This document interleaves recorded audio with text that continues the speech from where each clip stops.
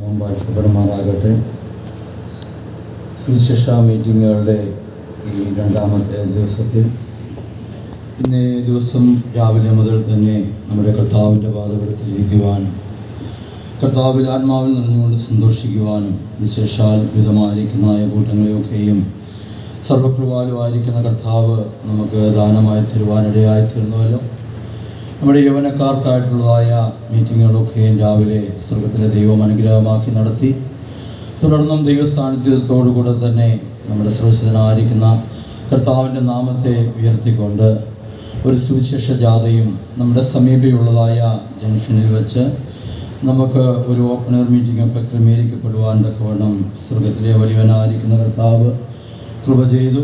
ആയതുപോലെ തന്നെ ഇന്നേ ദിവസം എല്ലാവർക്കും കൂടെ ചേർന്നുകൊണ്ട് ഈ സന്ധ്യാനേരത്തിൽ ദൈവത്തെ പാടി സ്തുതിച്ച് മഹത്വപ്പെടുത്തിക്കൊണ്ട് ആത്മാവിൽ ആരാധിക്കുവാനും ദൈവികമായിരിക്കുന്ന സത്യങ്ങളൊക്കെയും ശ്രമിച്ചുകൊണ്ട് വീണ്ടും ദൈവശക്തി കേൾപ്പിച്ചു കൊടുക്കുവാനൊക്കെയും സർവകൃപാലുമായിരിക്കുന്ന കർത്താവ് നമ്മുടെ ജീവിതത്തിൽ കൃപ ചെയ്തുവല്ലോ. ദൈവത്തിൻ്റെ കരുണ വെളിപ്പെടുത്തിയല്ലോ. തുടർന്നും അനുഗ്രഹിക്കപ്പെട്ടതായ ഒരു സാക്ഷിയൊക്കെ ദൈവം നമുക്ക് തരുവാനിടയായി തീർന്നു. പ്രിയ സഹോദരൻ്റെ ജീവിതത്തിൽ ലോകവുമായിട്ടുള്ളതായ ബന്ധത്തിൽപ്പെട്ടതായ ജീവിതത്തിൽ നിന്നും സുരക്ഷിതനായിരിക്കുന്ന കർത്താവിൻ്റെ ശക്തിയേറിയതായ കരത്തിൻ്റെ പ്രവൃത്തി മുഖാന്തരം ഒരു ശരിയായിരിക്കുന്ന പാതയിലേക്ക്, ഒരു വിശുദ്ധ വഴിയിലേക്ക് താൻ മടങ്ങി വന്നതായിട്ടും തേജസ്സേറിയതായ ഒരു ശുശ്രൂഷ ചെയ്യുവാൻ തക്കവണ്ണം വലിയവനായിരിക്കുന്ന കർത്താവ് തന്നെ ബലപ്പെടുത്തിയതായിട്ടൊക്കെയും ഒരു അനുഗ്രഹിക്കപ്പെട്ടതായ സാക്ഷ്യത്തെ നമ്മൾ കേൾക്കുവാൻ തക്കവണ്ണവും ഇടയായി തീർന്നുവല്ലോ. തുടർന്നും നമുക്ക് ദൈവസാന്നിധ്യത്തോടെ നമ്മുടെ കർത്താവിൻ്റെ പാദപീഠത്തിൽ നമ്മളെ തന്നെ നമുക്ക് അല്പനേരം സമർപ്പിക്കുന്നവരായി തീരാം. വിശേഷാൽ സുവിശേഷ മീറ്റിങ്ങുകളുടെ ഈ രണ്ടാം നാളിൽ അടുത്തും അകലെയുമായി നിന്നുകൊണ്ട് തന്നെ ഞങ്ങളുടെ ശബ്ദം ശ്രവിക്കുന്നതായ എല്ലാ മാന്യ ശ്രോതാക്കൾക്കും നസ്രയനായ നമ്മുടെ കർത്താവായ യേശു ക്രിസ്തുവിൻ്റെ ധന്യമുള്ളതായ നാമത്തിൽ സ്നേഹവന്ദനത്തെ ഞങ്ങൾ അറിയിക്കുകയാണ്. ലോകം മുഴുവൻ നമ്മുടെ കർത്താവായ യേശുനാഥൻ്റെ ഓർമ്മകളെയൊക്കെയും ധ്യാനിക്കുന്നതായ സന്തോഷത്തിൻ്റെ ഈ സുദിനമാണല്ലോ ഇപ്പോൾ. ദൈവികമായിരിക്കുന്ന സമാധാനവും സമൃദ്ധിയും ഒക്കെയും ലോകത്തിൽ നിന്നും അകന്നു പോയപ്പോൾ സർവശക്തനായിരിക്കുന്ന പിതാവായ ദൈവം തൻ്റെ ഏകജാതനായ പുത്രനെ ഇഹലോകത്തിലേക്ക് അയച്ചതായ വാർത്തകളൊക്കെയും അനേകർ അറിഞ്ഞതായിട്ടും ദൈവത്തിൻ്റെ തിരുവചനം വെളിപ്പെടുത്തുന്നതായിട്ട് കാണുവാൻ കഴിയുകയാണ്. വിശേഷാൽ വിദ്വാൻമാരായിരിക്കുന്നവർ, ആട്ടിടയന്മാരായിരിക്കുന്നവരൊക്കെയും നമ്മുടെ സർവശക്തനായിരിക്കുന്ന കർത്താവ് ഇഹലോകത്തിൽ ജനിച്ചു എന്നുള്ളതായ വാർത്ത അറിഞ്ഞുകൊണ്ട് കർത്താവിനെ കാണുവാനുള്ളതായ യാത്രയൊക്കെയും ദൈവത്തിൻ്റെ തിരുവചനം വെളിപ്പെടുത്തുന്നതായിട്ട് നമുക്ക് കാണുവാൻ കഴിയുന്നു. ജാതികൾക്ക് വെളിപ്പെടുവാനുള്ളതായ പ്രകാശം, ദൈവജനത്തിന് ഉള്ളതായ മഹത്വം, സർവ്വജനത്തിനും വേണ്ടി പിതാവായ ദൈവം ഒരുക്കിയതായ രക്ഷ എന്ന് ഭക്തനായിരുന്നതായ ശിമ്യോൻ വിളിച്ചറിയിക്കുന്നതായ ആ രക്ഷകനായിരിക്കും നമ്മുടെ കർത്താവായ യേശു ക്രിസ്തുവിനെ കാണുവാൻ തക്കവണ്ണം ഈ പ്രിയപ്പെട്ടവരൊക്കെയും യാത്ര തിരിച്ചതായിട്ട് നമ്മുടെ കർത്താവായ യേശു ക്രിസ്തുവിൻ്റെ ജനനത്തോടനുബന്ധമായിട്ടുള്ളതായ വാക്യങ്ങളിൽ നമുക്ക് കാണുവാൻ കഴിയുന്നുണ്ട്. വിശേഷാൽ അവരിൽ വിദ്വാൻമാരായിരിക്കുന്നവരൊക്കെയും അവരിൽ ചോദ്യം ചോദിക്കുന്നതായ ഒരു ഭാഗത്തെ മത്തായി എഴുതിയ സുവിശേഷത്തിൽ 2-ാമത്തെ അധ്യായത്തിൽ 2-ാമത്തെ വാക്യത്തിൽ നമുക്ക് കാണുവാൻ കഴിയുന്നുണ്ട്. വിശേഷാൽ നമുക്ക് ഈ വാക്യ ഭാഗങ്ങളെയൊക്കെയും അല്പനേരമായി നമുക്ക് ധ്യാനിക്കുന്നവരായി തീരാം. മത്തായി എഴുതിയ സുവിശേഷം 2-ാം അധ്യായം 2-ാം വാക്യം. യഹൂദന്മാരുടെ രാജാവായി പിറന്നവൻ എവിടെ? ഞങ്ങൾ അവനെ നക്ഷത്രം കിഴക്ക് കണ്ട് അവനെ നമസ്കരിപ്പാൻ വന്നിരിക്കുന്നു എന്ന് പറഞ്ഞു. വളരെ സുപരിചിതമായിരിക്കുന്ന വാക്യങ്ങളാണ് നമ്മൾ വായിച്ചു കേൾക്കുവാനിടയായത്. അനേക വിശുദ്ധന്മാരിലൂടെയും തിരുവചന സത്യങ്ങളൊക്കെയും നമ്മൾ ഗ്രഹിച്ചിട്ട് ഉള്ളവരുമാണ്. എങ്കിലും വിദ്വാൻമാരായിരിക്കുന്നവർ അവിടെ വന്ന് പറയുകയാണ്, ഒരു യഹൂദന്മാരുടെ രാജാവായി പിറന്നവനെ ഞങ്ങൾ അറിയുന്നു. ആയതുപോലെ തന്നെ ഞങ്ങൾ അവൻ്റെ നക്ഷത്രത്തെ ഞങ്ങൾ കിഴക്ക് കാണുവാനിടയായി തീർന്നു. ആയതുപോലെ തന്നെ ഞങ്ങളുടെ ആഗ്രഹം അവനെ നമസ്കരിക്കണം എന്ന കാര്യത്തെ അവിടെ അറിയിക്കുന്നതായിട്ടൊക്കെയും നമുക്ക് കാണുവാൻ കഴിയുകയാണ്. ആ യഹൂദന്മാരുടെ രാജാവായി പിറന്നവൻ്റെ ആ നക്ഷത്രത്തിലുള്ളതായ സന്തോഷത്തെ അവർ തുടർന്നും അറിയിക്കുന്നതായുള്ള വാക്യഭാഗങ്ങൾ താഴെയുള്ള ഭാഗങ്ങളിൽ നമുക്ക് കാണുവാൻ കഴിയുന്നുണ്ട്. വിശേഷാൽ 2023 വർഷത്തിൻ്റെ ആദ്യ സമയം മുതൽ തന്നെ ഇന്നേ ദിവസം വരെ സർവകൃപാലുവായിരിക്കുന്ന കർത്താവ് നമ്മുടെ ആത്മീക ജീവിതത്തിൽ, ഭൗമിക ജീവിതത്തിൽ പല കഷ്ടങ്ങളും പ്രയാസങ്ങളും ബുദ്ധിമുട്ടുകളും നശിച്ച് തകർന്നു പോകാവുന്നതായ സാഹചര്യങ്ങളൊക്കെയും ഉളവായപ്പോൾ നമ്മുടെ ആയുസ്സിനെയൊക്കെയും സ്വർഗത്തിലെ ദൈവം ദീർഘമാക്കി തന്നുകൊണ്ട് ഇപ്രകാരം ഈ ദിവസം നമ്മുടെ കർത്താവിൻ്റെ പാദപീഠത്തിലിരിക്കുവാനും കർത്താവ് നമ്മളെ സഹായിക്കുന്നുവല്ലോ. ഒരു പുതുവർഷത്തിലേക്ക് പ്രവേശിക്കുവാൻ നമുക്ക് മുൻപാകെ ചില ദിവസങ്ങൾ മാത്രമേ ഉള്ളൂ. ഓരോ വർഷങ്ങൾ കടന്നു പോകുമ്പോഴും സമൃദ്ധിയും സമാധാനവും ഒക്കെയും സ്വപ്നം കണ്ടതായ മനുഷ്യരുടെ ജീവിതത്തിൽ ഇപ്പോൾ യുദ്ധത്തിൻ്റെയും സംഘർഷത്തിൻ്റെയും അനീതികളുടെയും ഒക്കെയും അലകലുകളാണ് കേട്ടുകൊണ്ടിരിക്കുന്നത്. പണ്ട് കാലങ്ങളിൽ നമ്മുടെ ദേശത്ത് വഴി നമ്മൾ യാത്ര ചെയ്യുമ്പോൾ സന്ധ്യാനേരങ്ങളിലൊക്കെയും ഓരോ വീടുകളിലും നമ്മൾ വീടിൻ്റെ മുൻപിലൂടെ കടന്നു പോകുമ്പോൾ ആ ഓരോ വീട്ടുകാരുടെയും വിശ്വാസത്തിനനുസരിച്ചുള്ളതായ പ്രാർത്ഥനകളും അതുപോലെ തന്നെ വീട്ടിലുള്ളവരുടെ തമ്മിലുള്ളതായ സ്നേഹപ്രകടനങ്ങളും സന്തോഷവും ഒക്കെയും നാം കാണുകയും കേൾക്കുകയും ഒക്കെയും ചെയ്തിട്ടുള്ളവരാണെങ്കിലും ഇപ്പോൾ പല ഭവനങ്ങളിൽ നിന്നും ഈ അവസ്ഥകൾ മാറ്റപ്പെട്ടു പോയിരിക്കുകയാണ്. പകരം ഭീതിയുടെ കരുനീഴൽ മനുഷ്യന്റെ ഹൃദയങ്ങളിലൊക്കെയും വ്യാപരിച്ചിട്ട് അടുത്ത നിമിഷം എന്ത് സംഭവിക്കുമെന്നതായ ആശങ്കയാൽ മനുഷ്യരൊക്കെയും ഭയവിഹുലരായി തീർന്നുകൊണ്ടിരിക്കുകയാണ്. വിശേഷാൽ മാധ്യമങ്ങളിലൂടെയൊക്കെയും നമ്മുടെ കേരള ദേശത്തിനും മുന്നറിയിപ്പുകൾ നൽകിക്കൊണ്ടിരിക്കുകയാണ്. പകർച്ചവ്യാധി വർദ്ധിച്ചു വന്നുകൊണ്ടിരിക്കുന്നു. ജനമെല്ലാവരും ജാഗ്രതയോടെ ഇരിക്കണം. വീണ്ടും മുൻപിൽ നമ്മൾ അനുഭവിച്ചതായ കഷ്ടത്തിന്റെ അനുഭവത്തിലൂടെ കടന്നു പോകേണ്ട വരുമോ എന്നുള്ളതായ ഒരു ആശങ്കയാൽ ഇന്ന് കേരളത്തിലുള്ള നമ്മുടെ ജനമെല്ലാവരും തന്നെ അപ്രകാരം കടന്നു പോകുന്നതായ ഒരവസ്ഥയിലേക്ക് നമ്മൾ കടന്നു വന്നിരിക്കുകയാണ്. എന്നാൽ പ്രിയരെ, നമ്മുടെ ജീവിതത്തിൽ ഈ അവസ്ഥയിലെല്ലാം നമ്മളെ രക്ഷിക്കുവാൻ, നമ്മളെ സൂക്ഷിക്കുവാൻ, ഒരു സമാധാനം തന്ന് നമ്മളെ അനുഗ്രഹിക്കുവാൻ നമ്മുടെ കർത്താവായ യേശു ക്രിസ്തു നമ്മോട് കൂടെ ഉണ്ട്. നമ്മുടെ കർത്താവായ യേശു ക്രിസ്തു ജാതി മത ഭേദമന്യേ അവൻ എല്ലാവരെയും സ്നേഹിക്കുന്നവനാണ്, എല്ലാവരെയും രക്ഷിക്കുന്നവനാണ്, എല്ലാവരെയും സൗഖ്യമാക്കുന്നവനാണ്, എല്ലാവർക്കും ഒരു ദൈവിക സമാധാനത്തെ നൽകി അനുഗ്രഹിക്കുന്നവനാണെന്ന് കാണുകയാണ്.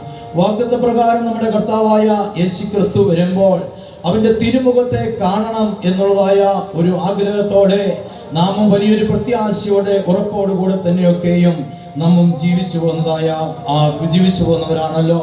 വിശേഷാൽ തിരുവചന ഭാഗങ്ങളൊക്കെയും നാം നോക്കുമ്പോൾ സർവശക്തനായിരിക്കുന്ന ദൈവം തന്റെ സാദൃശ്യത്തിലും സ്വരൂപത്തിലൊക്കെയും മനുഷ്യരെ സൃഷ്ടിച്ചിട്ട് അവരുടെ ജീവിതത്തിൽ ഒരു സ്വർഗീയ സമാധാനത്തെ, ഒരു സ്വർഗീയ സന്തോഷത്തെ അതുപോലെ ദൈവ തേജസ്സിനെ, നിത്യജീവനെ ഒക്കെയും നൽകിയതായിട്ട് വിശുദ്ധ തിരുവെഴുത്ത് വെളിപ്പെടുത്തുകയാണ്. എന്നാൽ മനുഷ്യന്റെ അനുസരണക്കേട് നിമിത്തം ദൈവകൽപ്പന ലംഘിച്ചത് മുഖാന്തരം അവന്റെ ജീവിതത്തിൽ ദൈവികതകൾ ഓരോ നിമിതം നഷ്ടമായി പോകുവാൻ തക്കവണ്ണം ഇടയായി തീർന്നുവെന്ന് കാണുകയാണ്. ആയതുപോലെ ദൈവസന്നിധിയിൽ നിന്നും അവർ തള്ളപ്പെട്ടവനായി തീർന്നു.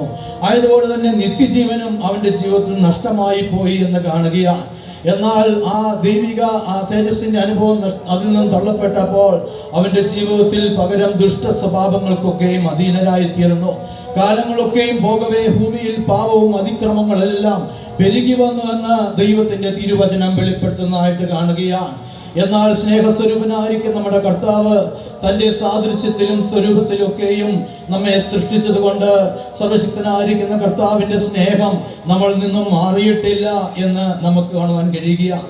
ആയതുകൊണ്ട് മനുഷ്യരുടെ ഒരു മടങ്ങിവരവിന് വേണ്ടിയിട്ട് ഈ ലോകത്തിലേക്ക് പുരോഹിതന്മാരെയും പ്രവാചകന്മാരെയും രാജാക്കന്മാരെയും ഒക്കെയും അയച്ചതായിട്ട് ദൈവത്തിന്റെ തിരുവചനം വെളിപ്പെടുത്തുന്നതായിട്ട് കാണുകയാണ്.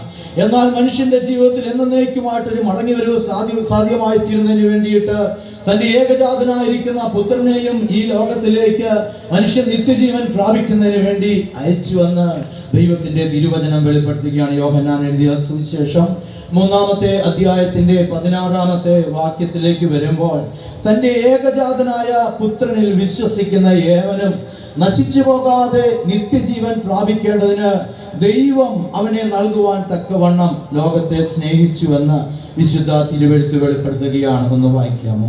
തന്റെ ഏകജാതനായ പുത്രനിൽ വിശ്വസിക്കുന്ന ഏവനും നശിച്ചു പോകാതെ നിത്യജീവൻ പ്രാപിക്കേണ്ടതിന് ദൈവം അവനെ നൽകുവാൻ തക്കവണ്ണം ലോകത്തെ സ്നേഹിച്ചു. മനുഷ്യന്റെ ജീവിതത്തിൽ വീണ്ടും ഒരു നിത്യജീവന്റെ അനുഭവത്തിലേക്ക് മടങ്ങി വരുവാൻ സ്വർഗത്തിലെ ദൈവം ഈ ലോകത്തെ സ്നേഹിച്ചു എന്ന് കാണുകയാണ്.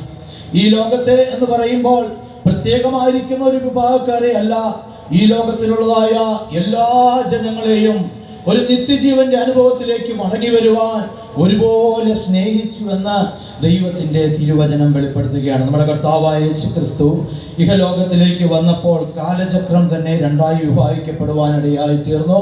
ക്രിസ്തുവിന് മുൻപ്, ക്രിസ്തുവിന് ശേഷമെന്നും. എന്നാൽ ഓർപ്പിച്ചുകൊള്ളട്ടെ, നമ്മുടെ കർത്താവായ യേശുക്രിസ്തു ജനിക്കുന്നതിന് മുൻപായിട്ട് തന്നെ പ്രവാചകന്മാരൊക്കെയും കർത്താവിൻ്റെ ജനനത്തെ ഒക്കെയും വിളിച്ചറിയിച്ചതായ ഭാഗങ്ങൾ വിശുദ്ധ തിരുവെഴുത്ത് വെളിപ്പെടുത്തുന്നതായിട്ട് കാണുകയാണ്. പ്രവാചകനായ യെശയ്യാവ് പാലസ്തീനിൽ വെച്ച് BC 772 താൻ വെളിപ്പെടുത്തുവാൻ തക്കവണ്ണം ഇടയായിത്തീർന്നു. കന്യക ഗർഭിണിയായി ഒരു മകനെ പ്രസവിക്കും, അവന് ദൈവം നമ്മോട് കൂടെ എന്നർത്ഥമുള്ള ഇമ്മാനുവേൽ എന്നുള്ള പേർ വിളിക്കും എന്ന് ദൈവത്തിൻ്റെ തിരുവചനം വെളിപ്പെടുത്തുകയാണ്. അതുപോലെ തന്നെ മീഖാ പ്രവാചകനും ക്രിസ്തുവിന് മുൻപ് 772 വർഷത്തിൽ താൻ കർത്താവിനെ കുറിച്ച് വിളിച്ചറിയിക്കുവാനിടയായി. ബേത്ലഹേമേ, ഇസ്രായേലിന്റെ അധിപതിയായവൻ നിന്നിൽ നിന്നും ഉത്ഭവിച്ചു വരും. BC 557 സക്കറിയ പ്രവാചകൻ പറയുകയാണ്, അവൻ നീതിമാനാണ്, അവൻ ജയശാലിയാണ്, അവൻ താഴ്മയുള്ളവനാണെന്ന് വചനം വെളിപ്പെടുത്തുകയാണ്. ഇങ്ങനെ പ്രവാചകന്മാരൊക്കെയും ദേശത്തിന്റെ ഒരു വലിയ പ്രത്യാശയ്ക്ക് വേണ്ടി, സമാധാനത്തിന് വേണ്ടി, രക്ഷകനെ കുറിച്ചുള്ളതായ വചനത്തെയൊക്കെയും ഒരു വിത്ത് പോലെ ഈ ലോകത്തിലേക്ക് വീശി എറിഞ്ഞപ്പോൾ തിരുവചനം വെളിപ്പെടുത്തുന്നു, ആ വചനം ജഡമായി 33.5 വർഷത്തോളം നമ്മുടെ ഇടയിൽ പാർത്തു എന്ന വചനം വെളിപ്പെടുത്തുകയാണെന്ന്. എന്നാൽ ഓർപ്പിച്ചു കൊള്ളട്ടെ, നമ്മുടെ കർത്താവായ യേശുക്രിസ്തു 33.5 വർഷം ഇഹലോകത്തിൽ ജീവിച്ചപ്പോൾ ഒരിക്കൽ പോലും ബർത്ത്ഡേ ആഘോഷിച്ചിട്ടില്ല എന്ന് ദൈവത്തിൻ്റെ തിരുവചനം വെളിപ്പെടുത്തുന്നതായിട്ട് കാണുകയാണ്. എങ്കിലും പ്രവചന വചനങ്ങളൊക്കെയും ആ ജനങ്ങൾക്കെല്ലാം വലിയ ഒരു ആശ്വാസമായി തീർന്നു. ഒരു രക്ഷകൻ ഈ ഭൂമിയിലേക്ക് വരികയാണ്. ഞങ്ങളുടെ ദുഃഖവും സങ്കടങ്ങളും പ്രയാസങ്ങളും എല്ലാം മാറുവാൻ തക്കവണ്ണം ഞങ്ങളെ രക്ഷിക്കുന്നവനായിരിക്കുന്നവൻ ഈ ഭൂമിയിലേക്ക് കടന്നു വരുന്നു എന്നുള്ളതായ കാര്യം അവരുടെ ജീവിതത്തിൽ വലിയ ഒരു സന്തോഷമുളവാക്കുവാനിടയായി. പ്രിയമുള്ളവരെ, ദൈവത്തിൻ്റെ വചനത്തെ ആർക്കും മാറ്റുവാൻ കഴിയുകയില്ല.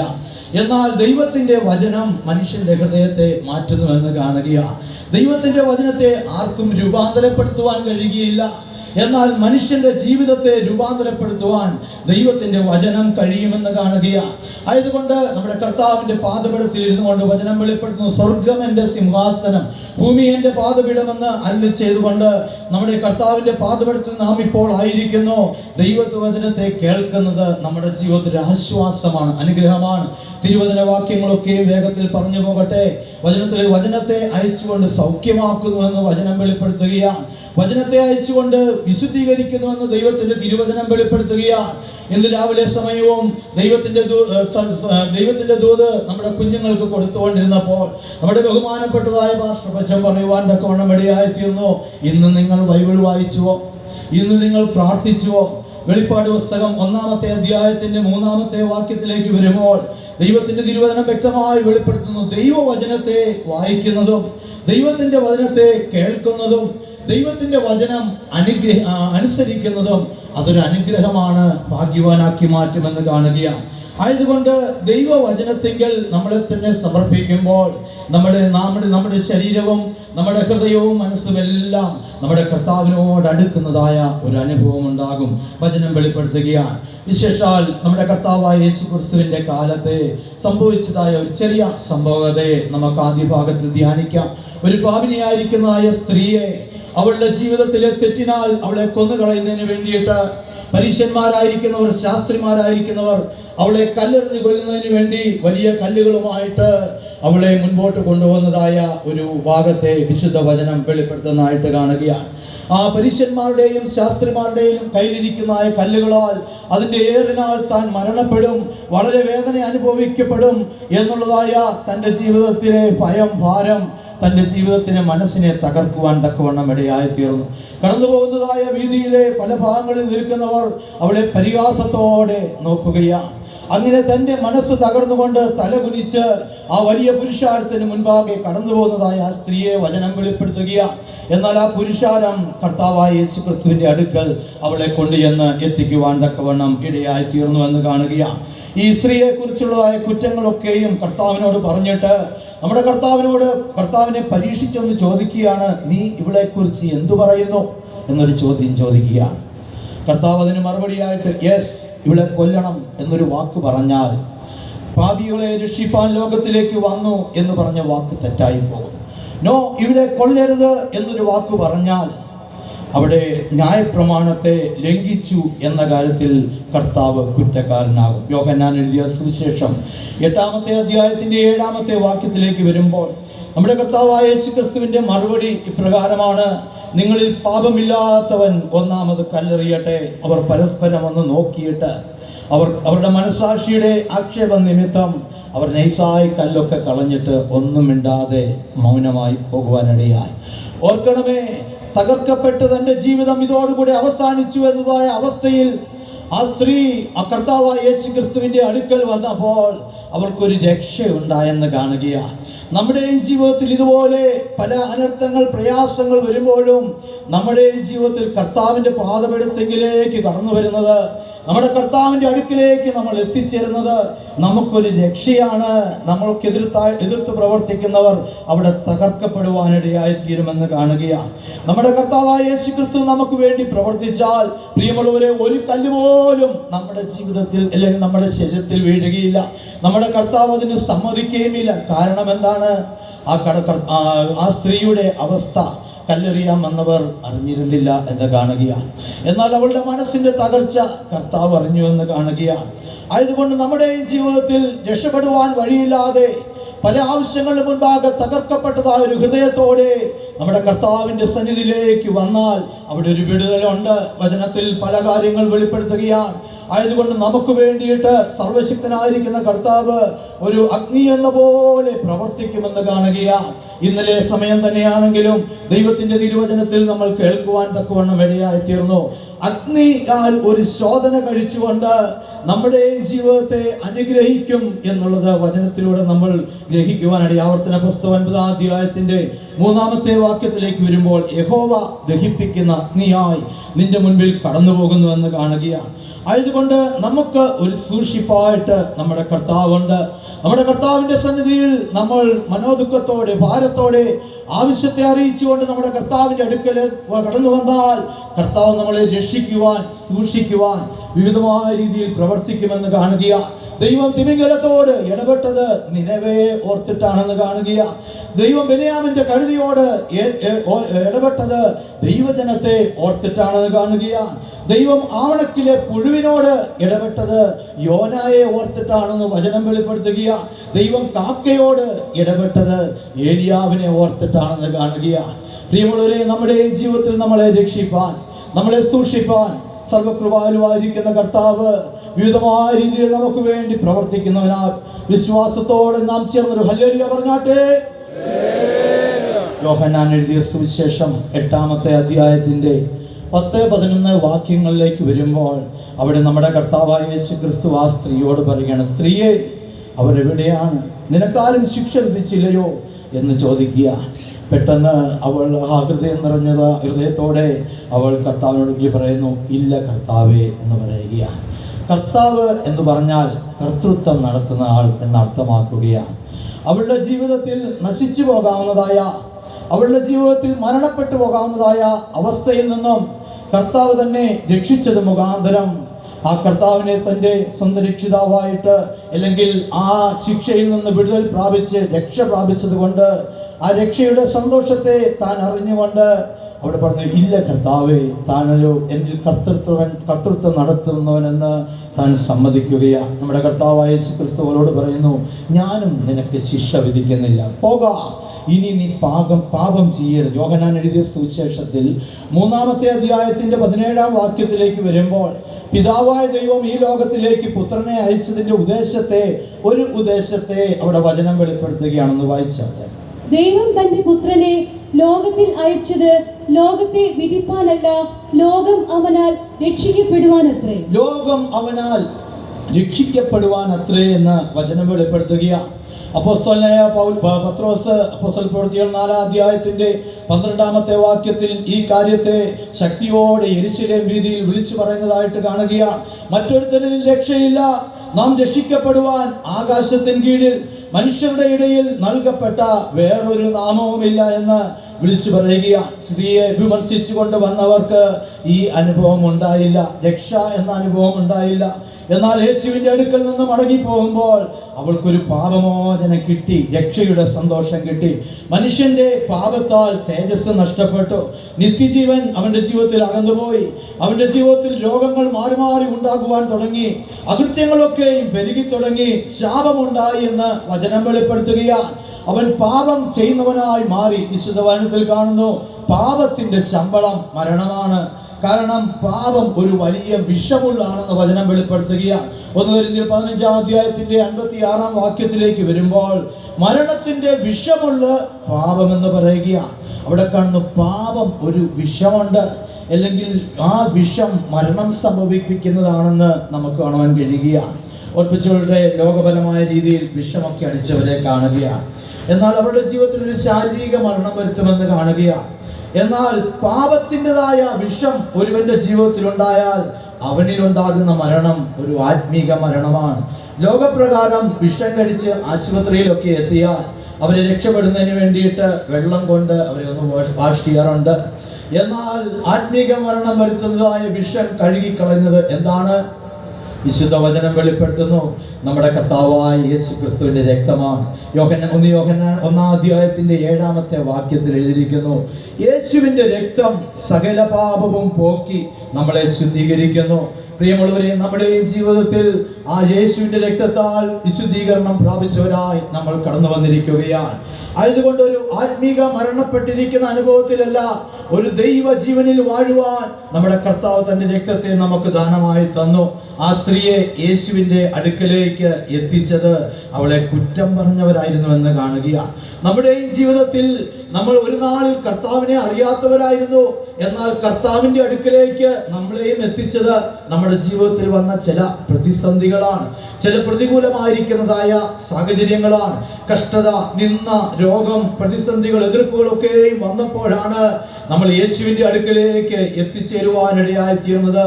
പ്രിയമുള്ളവരെ, നമ്മുടെ ഈ ജീവിതത്തിൽ കെരീത്തിന്റെ അനുഭവത്തെ തന്നപ്പോഴാണ് കരുതുന്ന ഒരു ദൈവമുണ്ടെന്ന് നമ്മൾ അറിയുവാൻ തക്കവണ്ണം ഇടയായി തീർന്നത്. നമ്മുടെ ഈ ജീവിതത്തിൽ പത്മോസിന്റെ അനുഭവങ്ങളിലൂടെ കടത്തിവിട്ടപ്പോഴാണ് വെളിപ്പാടിനാൽ നിറയ്ക്കുന്ന ഒരു ദൈവമുണ്ടെന്ന് നാം അറിയുവാനിടയായി തീർന്നത്. നമ്മുടെ ജീവിതത്തിൽ വന്ന പൊട്ട കിണറുകളാണ് യോസഫിനെ പോലെ ഉയർത്തപ്പെടുന്ന ഒരു അനുഭവത്തെ നാമും പ്രാപിപ്പാൻ തക്കവണ്ണം ഇടയായി തീർന്നത്. പിന്നീട് ആ സ്ത്രീ തന്നെ കുറ്റപ്പെടുത്തിയവരെ കണ്ടാൽ എന്തു പറയും? താങ്ക് യു, നന്ദിയുണ്ടെന്ന് പറയുന്ന ഒരു അനുഭവമുണ്ട്. ഓർപ്പിച്ചോളട്ടെ, നമ്മുടെ ജീവിതത്തിൽ ഉപവസിപ്പാൻ പഠിപ്പിച്ചത്, നമ്മുടെ ജീവിതത്തിൽ ദൈവ സാന്നിധ്യത്തെ ഒന്ന് അനുഭവിച്ചറിയുവാൻ പഠിപ്പിച്ചത്, സ്വർഗീയ സന്തോഷം പ്രാപിപ്പാൻ നമ്മളെ പഠിപ്പിച്ചത്, ദൈവത്തിൽ ആശ്രയിക്കുവാൻ നമ്മളെ പഠിപ്പിച്ചതെല്ലാം നമുക്ക് കഷ്ടങ്ങൾ വന്നപ്പോഴും, നമുക്ക് നിന്ദകൾ വന്നപ്പോഴും, നമ്മൾ ഉപദ്രവിപ്പിക്കപ്പെട്ടതായ അനുഭവങ്ങളൊക്കെയും വന്നതിനാലാണ് നമ്മുടെ കർത്താവിനോട് നമ്മൾ അടുക്കുവാൻ തക്കവണ്ണം ഇടയായി തീർന്നത്. യേശുവിൻ്റെ അടുക്കലേക്ക് വന്ന അവൾക്ക് ഒരു രക്ഷയുണ്ടായെന്ന് കാണുകയാണ്. വിശുദ്ധ വചനത്തിൽ ആദ്യ ഭാഗത്തിൽ കേട്ടതുപോലെ തന്നെ വിദ്വാൻമാരായിരിക്കുന്നവരും ആട്ടിടയന്മാരൊക്കെയും യേശുവിൻ്റെ അടുക്കിലേക്ക് യാത്ര തിരിച്ചവരാണെന്ന് വിശുദ്ധ തിരുവെഴുത്ത് രേഖപ്പെടുത്തിയിരിക്കുന്നതായിട്ട് നമുക്ക് കാണുവാൻ കഴിയുകയാണ്. വിദ്വാൻമാർക്ക് വഴി കാണിക്കുവാൻ ഒരു നക്ഷത്രമുണ്ടായിരുന്നു. ചില വർഷങ്ങളായിട്ട് തന്നെ അവർ ആ നക്ഷത്രത്തെ കുറിച്ച് അവർ പഠിച്ചുകൊണ്ടിരുന്നവരായിരുന്നു. അവർ ആ നക്ഷത്രത്തെ വെളിപ്പെടുമ്പോൾ അത് കാണുവാൻ അവർ കാത്തിരുന്നവരുമായിരുന്നു. അവർ വാനശാസ്ത്രമൊക്കെ നല്ലവണ്ണം ഗ്രഹിച്ചവരായിരുന്നുവെന്ന് വിശുദ്ധ വചനം വെളിപ്പെടുത്തുന്നതായിട്ട് നമുക്ക് കാണുവാൻ കഴിയുകയാണ്. അവരുടെ അറിവിൻ പ്രകാരം ഒരു നക്ഷത്രം വെളിപ്പെട്ടപ്പോൾ അവരോർത്തു, ഇത് യഹൂദന്മാരുടെ രാജാവായി പിറന്നവന്റെ നക്ഷത്രമാണ്. രാജാവായി പിറന്നവന്റെ നക്ഷത്രത്തെ പിൻഗമിക്കുവാൻ തക്കവണ്ണം അവർ ആരംഭിച്ചു എന്ന് കാണുകയാണ്. എന്നാൽ മറ്റൊരു ഭാഗത്തിൽ ആട്ടിടയന്മാരെ കാണാം. അവരുടെ ജീവിതത്തിൽ വാനശാസ്ത്രമൊന്നും അവരുടെ ജീവിതത്തിൽ അറിവില്ല. അവർ കാവൽ കാത്തുകൊണ്ട് വെളിപ്രദേശത്തിരിക്കുമ്പോൾ ദൈവത്തിന്റെ ദൂതൻ അവർക്ക് മുൻപാകെ വെളിപ്പെടുവാനിടയായി. കർത്താവിന്റെ തേജസ് അവരെ ചുറ്റി മിന്നിയപ്പോൾ അവർ ഭയപ്പെട്ടു പോയി. ആ ദൂതൻ അവരോട് പറഞ്ഞു, ഭയപ്പെടേണ്ട, സർവ്വജനത്തിനും ഉണ്ടാകുവാനുള്ള ഒരു മഹാസന്തോഷം ഞാൻ നിങ്ങളോട് സുവിശേഷിക്കുന്നു. കർത്താവായ ക്രിസ്തു എന്ന രക്ഷിതാവ് നിങ്ങൾക്കായി ജനിച്ചിരിക്കുന്നു. പ്രിയമുള്ളവരെ, ആട്ടിടയന്മാർക്ക് അതിനോടൊപ്പം ഒരു അടയാളവും കൂടെ കൊടുത്തു. ലൂക്കോസ് എഴുതിയ സുവിശേഷം 2-ാമത്തെ അധ്യായത്തിന്റെ 12-ാം വാക്യത്തിലേക്ക് കടന്നു വരുമ്പോൾ ആട്ടിടയന്മാർക്ക് യേശു ഉള്ളടം മനസ്സിലാക്കുവാൻ, ഗ്രഹിക്കുവാൻ നൽകിയതായ അടയാളത്തെ അവിടെ വചനം വെളിപ്പെടുത്തുകയാണ്. വായിച്ചാട്ടെ.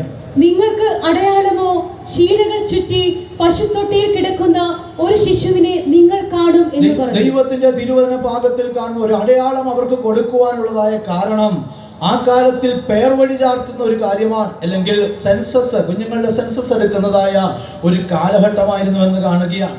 അതുകൊണ്ട് അനേകം മാതാപിതാക്കന്മാർ കുഞ്ഞുങ്ങളുമായിട്ട് അവിടേക്ക് കടന്നു വരുമ്പോൾ മാറിപ്പോകാതിരിക്കുവാൻ ഒരു ശരിയായ അടയാളത്തെ അവിടെ ശിഷ്യന്മാർ, അവിടെ ആട്ടിടയന്മാർക്ക് ദൈവം വെളിപ്പെടുത്തി നൽകിയെന്ന് നമുക്ക് കാണുവാൻ കഴിയുകയാണ്. വിദ്വാൻമാർക്ക് അടയാളം ലഭിച്ചത് നക്ഷത്രമായിരുന്നു എന്ന് കാണുകയാണ്. ഓർപ്പിച്ചുകൊള്ളട്ടെ, രാത്രികാലങ്ങളിൽ നമുക്കെല്ലാവർക്കും അറിയാം, രാത്രികാലങ്ങളിൽ അനേക നക്ഷത്രങ്ങളെയൊക്കെ നമ്മൾ കാണാറുണ്ട്.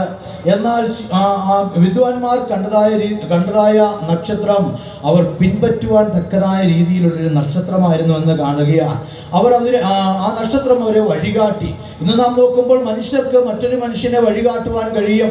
ആയതുപോലെ തന്നെ ഇന്ന് നമുക്ക് ഉള്ളതായ ഗൂഗിൾ മാപ്പൊക്കെ നാം നോക്കുമ്പോൾ നമുക്കൊരു വഴികാട്ടിയായി നമ്മൾ അതിൽ ആശ്രയിക്കാറുണ്ടെന്ന് കാണുകയാണ്. ഓർപ്പിച്ചോളട്ടെ, ചിലർക്ക് നക്ഷത്രത്തെ നോക്കിയാൽ അത് ചെറുതായി തോന്നും, എന്നാൽ വാന നിരീക്ഷകർ അതിൻ്റെ വലിപ്പമൊക്കെ വെളിപ്പെടുത്താറുണ്ട്. എങ്കിലും ഓർപ്പിച്ചു കൊള്ളട്ടെ, ചിലർക്ക് വലിയ വെളിച്ചമുണ്ട്, ചിലത് ചെറിയ രീതിയിൽ പ്രകാശിക്കുന്നതായിട്ടൊക്കെയും കാണുകയാണ്. ആകാശത്തിൽ ഒരു വഴികാട്ടിയെ പോലെ അവർ കണ്ടതായ നക്ഷത്രം കടന്നു പോകുകയാണ്. വിദ്വാൻമാർക്ക് ശാസ്ത്രങ്ങൾ നല്ലവണ്ണം അറിയാമെങ്കിലും കർത്താവിൻ്റെ അടുക്കലേക്ക് പോകുവാനുള്ളതായ വഴി അവർക്കറിയില്ല എന്ന് കാണുകയാണ്. ഇവരുടെ ലക്ഷ്യം, അവരുടെ ആഗ്രഹം ഈ നക്ഷത്രത്തെ നോക്കി യാത്ര ചെയ്തുകൊണ്ട് യേശുവിനെ കാണണം, കാഴ്ചകൾ അർപ്പിക്കണം. ഓരോ ആത്മികർക്കും ഇഹലോകത്തിൽ വസിക്കുമ്പോൾ ഈ ആഗ്രഹമല്ലാതെ മറ്റൊന്ന് ഉണ്ടാകരുത്. രക്ഷിക്കപ്പെട്ടവർ കർത്താവായ യേശു ക്രിസ്തുവിൻ്റെ വിദ്വാൻമാരാണ്, അല്ലെങ്കിൽ വളരെ ജ്ഞാനം പ്രാപിച്ചവരെന്ന് വചനം വെളിപ്പെടുത്തുകയാണ്. 1 കൊരിന്ത്യർ 1-ാം അധ്യായത്തിൻ്റെ 30-ാമത്തെ വാക്യത്തിലേക്ക് കടന്നു വരുമ്പോൾ യേശു നമുക്ക് ദൈവത്തിൽ നിന്ന് ജ്ഞാനവും നീതിയും വീണ്ടെടുപ്പുമായി തീർന്നുവെന്ന് കാണുകയാണ്. നമ്മുടെ ലക്ഷ്യവും യേശുവിനെ കാണണം എന്നായിരിക്കണം. സൗഖ്യം പ്രാപിക്കുവാൻ, വിടുതൽ പ്രാപിക്കുവാൻ, നമ്മുടെ ഈ ജീവിതത്തിൽ അനുഗ്രഹിക്കപ്പെട്ടവരായി തീരുവാൻ, വലിയ ഒരു മനസ്സമാധാനം നമ്മുടെ ജീവിതത്തിൽ പ്രാപിക്കുവാൻ ഒരുപക്ഷെ പലരും ഇവിടെ കടന്നു വന്നവരായിരിക്കാം. പ്രിയമുള്ളവരെ, നമ്മളിലും കർത്താവ് ആഗ്രഹിക്കുന്നത് ഇവിടെ വരുമ്പോൾ നമ്മുടെ ആവശ്യങ്ങൾ പ്രാപിച്ചുകൊണ്ട്, ഇന്ന് നമുക്കെല്ലാവർക്കും അറിയാം, ദൈവിക രോഗശാന്തി ശുശ്രൂഷകളൊക്കെ വെക്കുന്നതായിട്ട് കാണുകയാണ്. നമ്മുടെ കർത്താവായ യേശു ക്രിസ്തുവിൻ്റെ കാലത്തും അങ്ങനെ ശുശ്രൂഷകൾ നടത്തപ്പെട്ടുകൊണ്ടിരുന്നതാണ്. എന്നാൽ നാം നോക്കുമ്പോൾ കാണുന്നു, സൗഖ്യം പ്രാപിച്ചു കഴിയുമ്പോൾ വലിയ സന്തോഷമൊക്കെ പ്രാപിച്ച് അവർ കർത്താവിനെ വിട്ടു പോകുകയാണ്. എന്നാൽ പലരും വന്ന് നന്ദിയോടെ കർത്താവിനെ സ്തുതിക്കുന്നില്ല, മഹത്വപ്പെടുത്തുന്നില്ല എന്ന് കാണുകയാണ്. ഓർപ്പിച്ചുകൊള്ളട്ടെ, നമ്മുടെയും ജീവിതത്തിൽ അപ്രകാരമല്ല. നമ്മുടെയും ജീവിതത്തിൽ ആശ്രയിക്കുന്ന കർത്താവ് നമ്മളിൽ ആഗ്രഹിക്കുന്നത് ആ കർത്താവിൻ്റെ തിരുമുഖത്തിലുള്ളതായ ആ രക്ഷയെ, ആ പ്രകാശത്താൽ ലഭിക്കുന്ന രക്ഷ നമ്മൾ പ്രാപിക്കണമെന്നുള്ളതാണ്. ഓർപ്പിച്ചുകൊള്ളട്ടെ, വചനം ഇവിടെ കാണുന്നു, അവർ നക്ഷത്രത്തെ പിൻഗമിച്ചു. ആ നക്ഷത്രം ആരുടേതാണെന്നും കൂടെ എഴുതിയിട്ടുണ്ട്. മത്തായി എഴുതിയ സുവിശേഷം 2-ാമത്തെ അധ്യായത്തിലേക്ക് വരുമ്പോൾ അതിൻ്റെ 2-ാമത്തെ വാക്യത്തിൽ നമ്മൾ വായിച്ചു കേൾക്കുവാൻ ഇടയായി തീർന്നു. ഞങ്ങൾ അവൻ്റെ നക്ഷത്രം കിഴക്ക് കണ്ടു, അല്ലെങ്കിൽ യഹൂദന്മാരുടെ രാജാവായി പിറന്നവൻ്റെ, ആ ദൈവത്തിൻ്റെ, ആ രക്ഷകന്റെ നക്ഷത്രത്തെ ഞങ്ങൾ കണ്ടുവെന്ന് വിശുദ്ധ തിരുവെഴുത്ത് വെളിപ്പെടുത്തുന്നതായിട്ട് കാണുന്നു. ഈ നക്ഷത്രം മനുഷ്യർക്ക് വേണ്ടി പ്രവർത്തിക്കുന്നതായ നക്ഷത്രമാണെന്ന് വചനം വെളിപ്പെടുത്തുന്നതായിട്ട് കാണുകയാണ്. നക്ഷത്രത്തെ വിദ്വാൻമാരൊക്കെയും പിൻഗമിച്ച് തുടങ്ങിയെന്ന് വിശുദ്ധ വചനം വെളിപ്പെടുത്തുകയാണ്. യേശു രക്ഷകൻ എന്ന് അറിഞ്ഞുകൊണ്ട് രക്ഷിക്കപ്പെട്ടതായ ഓരോരുത്തർക്കും ദൈവം അനാദി നിർണയത്തിലൂടെ വെച്ചിരിക്കുന്നതായ പദ്ധതി നക്ഷത്രത്തെ പിന്തുടർന്നുകൊണ്ട് യേശുവിൻ്റെ അടുക്കലേക്ക് എത്തണം എന്നുള്ളതാണെന്ന് വചനം വെളിപ്പെടുത്തുന്നതായിട്ട് കാണുന്നു. പ്രിയമുള്ളവരെ, ഈ കാലങ്ങളിൽ നാം നോക്കുമ്പോൾ അനേകർ ഉണ്ണീശോയെ കാണുന്നതിന് വേണ്ടിയിട്ടൊക്കെയും ഓടുന്നവരെ നമുക്ക് കാണുവാൻ കഴിയുകയാണ്. ചിലരൊക്കെ ടാക്സി പിടിച്ചൊക്കെ കടന്നു പോകുന്നതായിട്ട് കാണുകയാണ്. ചിലർ ഫ്ലൈറ്റ് കയറി പല സ്ഥലങ്ങളിൽ ദൂരദേശത്തേക്ക് പോകുകയാണ്. അവിടെ യേശു നടന്ന വഴിയെ കാണുകയാണ്. ആയതുപോലെ തന്നെ യേശു പ്രവർത്തിച്ചതായ പല സ്ഥലങ്ങളും കാണുകയാണ്. അങ്ങനെ പലയിടങ്ങളെല്ലാം കണ്ടെങ്കിലും അവിടെ ഒന്നും ആർക്കും യേശുവിനെ കാണുവാൻ കഴിഞ്ഞിട്ടില്ല. മടങ്ങി വരുമ്പോൾ പല കാര്യങ്ങൾ ഞങ്ങൾ കണ്ടുവെന്ന് സന്തോഷത്തോടെ പറഞ്ഞാലും അവരോട് ചോദിക്കുകയാണ്, നിങ്ങൾ യേശുവിനെ അവിടെ കണ്ടുവോ? എന്ന് ചോദിച്ചാൽ അവർ പറയും അവിടെ ഞങ്ങൾ കണ്ടില്ല. ഓർപ്പിച്ചുകൊള്ളട്ടെ, നാം ആഗ്രഹിക്കുന്നതായ നമ്മുടെ കർത്താവായ യേശു ക്രിസ്തു താഴ്മയുള്ളവനായി ഇഹലോകത്തിൽ ഏകദേശം 2000 വർഷങ്ങൾക്കായിട്ട് മുൻപായി കടന്നു വന്നിട്ട് ഇവിടെ ദൈവത്തിന്റെ വചനം വെളിപ്പെടുത്തുന്നു. അവൻ കടന്നു വന്നു, അവൻ പൈതലായിരുന്നു, പൈതൽ വളർന്നു, അവന്റെ ജീവിതത്തിൽ ജ്ഞാനം നിറഞ്ഞു, ആത്മാവിൽ ബലപ്പെട്ടു, ദൈവത്തിന്റെ കൃപയും അവനിൽ ഉണ്ടായിരുന്നു. നമ്മുടെ കർത്താവായ യേശു ക്രിസ്തു നമ്മുടെ പാപങ്ങൾക്ക് പാപപരിഹാര ബലിയായി ക്രൂശിൽ യാഗമായിട്ട് ദൈവത്തിന്റെ തിരുവെഴുത്ത് രേഖപ്പെടുത്തിയതുപോലെ 3-ാം ദിവസം ഉയർത്തെഴുന്നേറ്റ് നമ്മുടെ കർത്താവിന്റെ അല്ലെങ്കിൽ പിതാവിന്റെ സന്നിധിയിൽ ആയിരിക്കുന്നുവെന്ന് വചനം വെളിപ്പെടുത്തുന്നതായിട്ട് കാണുകയാണ്. ആയതുകൊണ്ട് ഇപ്പോൾ നമ്മൾ ക്രിസ്തുമസ് ആഘോഷിക്കുന്നവരല്ല, ക്രിസ്മസ് ആഘോഷിക്കുകയല്ല വേണ്ടത്. നമ്മുടെ കർത്താവായ യേശു ക്രിസ്തുവിനെ കുറിച്ച് പറയുകയും കർത്താവിൽ നമ്മൾ സ്തുതിക്കുന്ന ഒരു അനുഭവം വേണമെന്ന് കാണുകയാണ്. ബേത്ലഹേമിൽ പോയാൽ അവിടെ ഉണ്ണീശോ ഇല്ല എന്ന് കാണുകയാണ്. നമുക്ക് യേശുവിനെ മുഖാമുഖമായി നമുക്കും കാണണം. അവനോട് അനുരൂപരായി അവനോട് ചേർന്ന് നിത്യകാലം ഒരു വലിയ സന്തോഷത്തോടെ സമാധാനത്തോടെ ജീവിക്കണമെന്നതായ ആഗ്രഹത്തോടെ ആയിരിക്കണം നമ്മൾ യാത്ര തുടരേണ്ടതെന്ന് ദൈവത്തിന്റെ വചനം വെളിപ്പെടുത്തുകയാണ്. വിദ്വാൻമാരുടെയും മനസ്സ് യേശുവിനെ കാണണം എന്നുള്ളതിനാൽ അവർ നക്ഷത്രത്തെ പിന്തുടർന്നു എന്ന് കാണുകയാണ്.